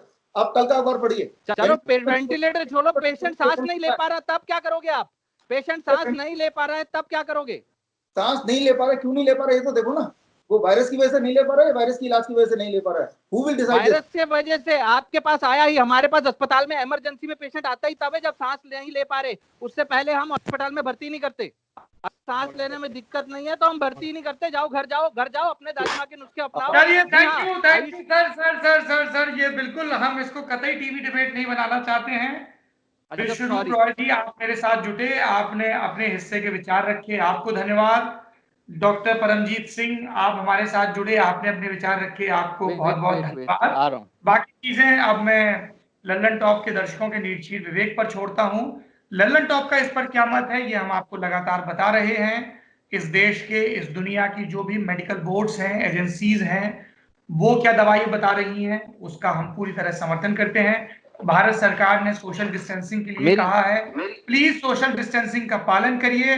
यदि आपके अंदर कोविड-19 के कोई भी लक्षण नजर आते हैं तो जो सरकार की हेल्पलाइंस है उन पर संपर्क करिए, उनको कांटेक्ट करिए, आपका टेस्ट होगा। यदि खुदा न खास्ता वो पॉजिटिव पाया जाता है तो आपका इलाज होगा। जो भी उपलब्ध चीजें हैं उसके हिसाब से लल्लन टॉप यूट्यूब पर मौजूद किसी भी ऐसे थॉट को इंडोर्स नहीं करता है जो कोविड-19 के बिना लैब टेस्टिंग के, बिना हजारों के सैंपल के, जांच के डेटा जो पूरे पब्लिक में उपलब्ध है, ऐसी जांच के बिना जो कोई भी ऐसा दावा करता है, ये मैं बार बार स्पष्ट करना चाहूंगा। चूंकि दर्शकों ने बार बार विश्वरूप रॉय के दावों के बारे में कहा था, इसलिए हम विश्वरूप रॉय को भी लेके आए। आपका बहुत धन्यवाद, आपने अपने दावों के बारे में बताया, जिसमें सबसे ज्यादा रोचक मुझे डॉक्टर फाउची की कंस्पिरेसी थ्योरी लगी।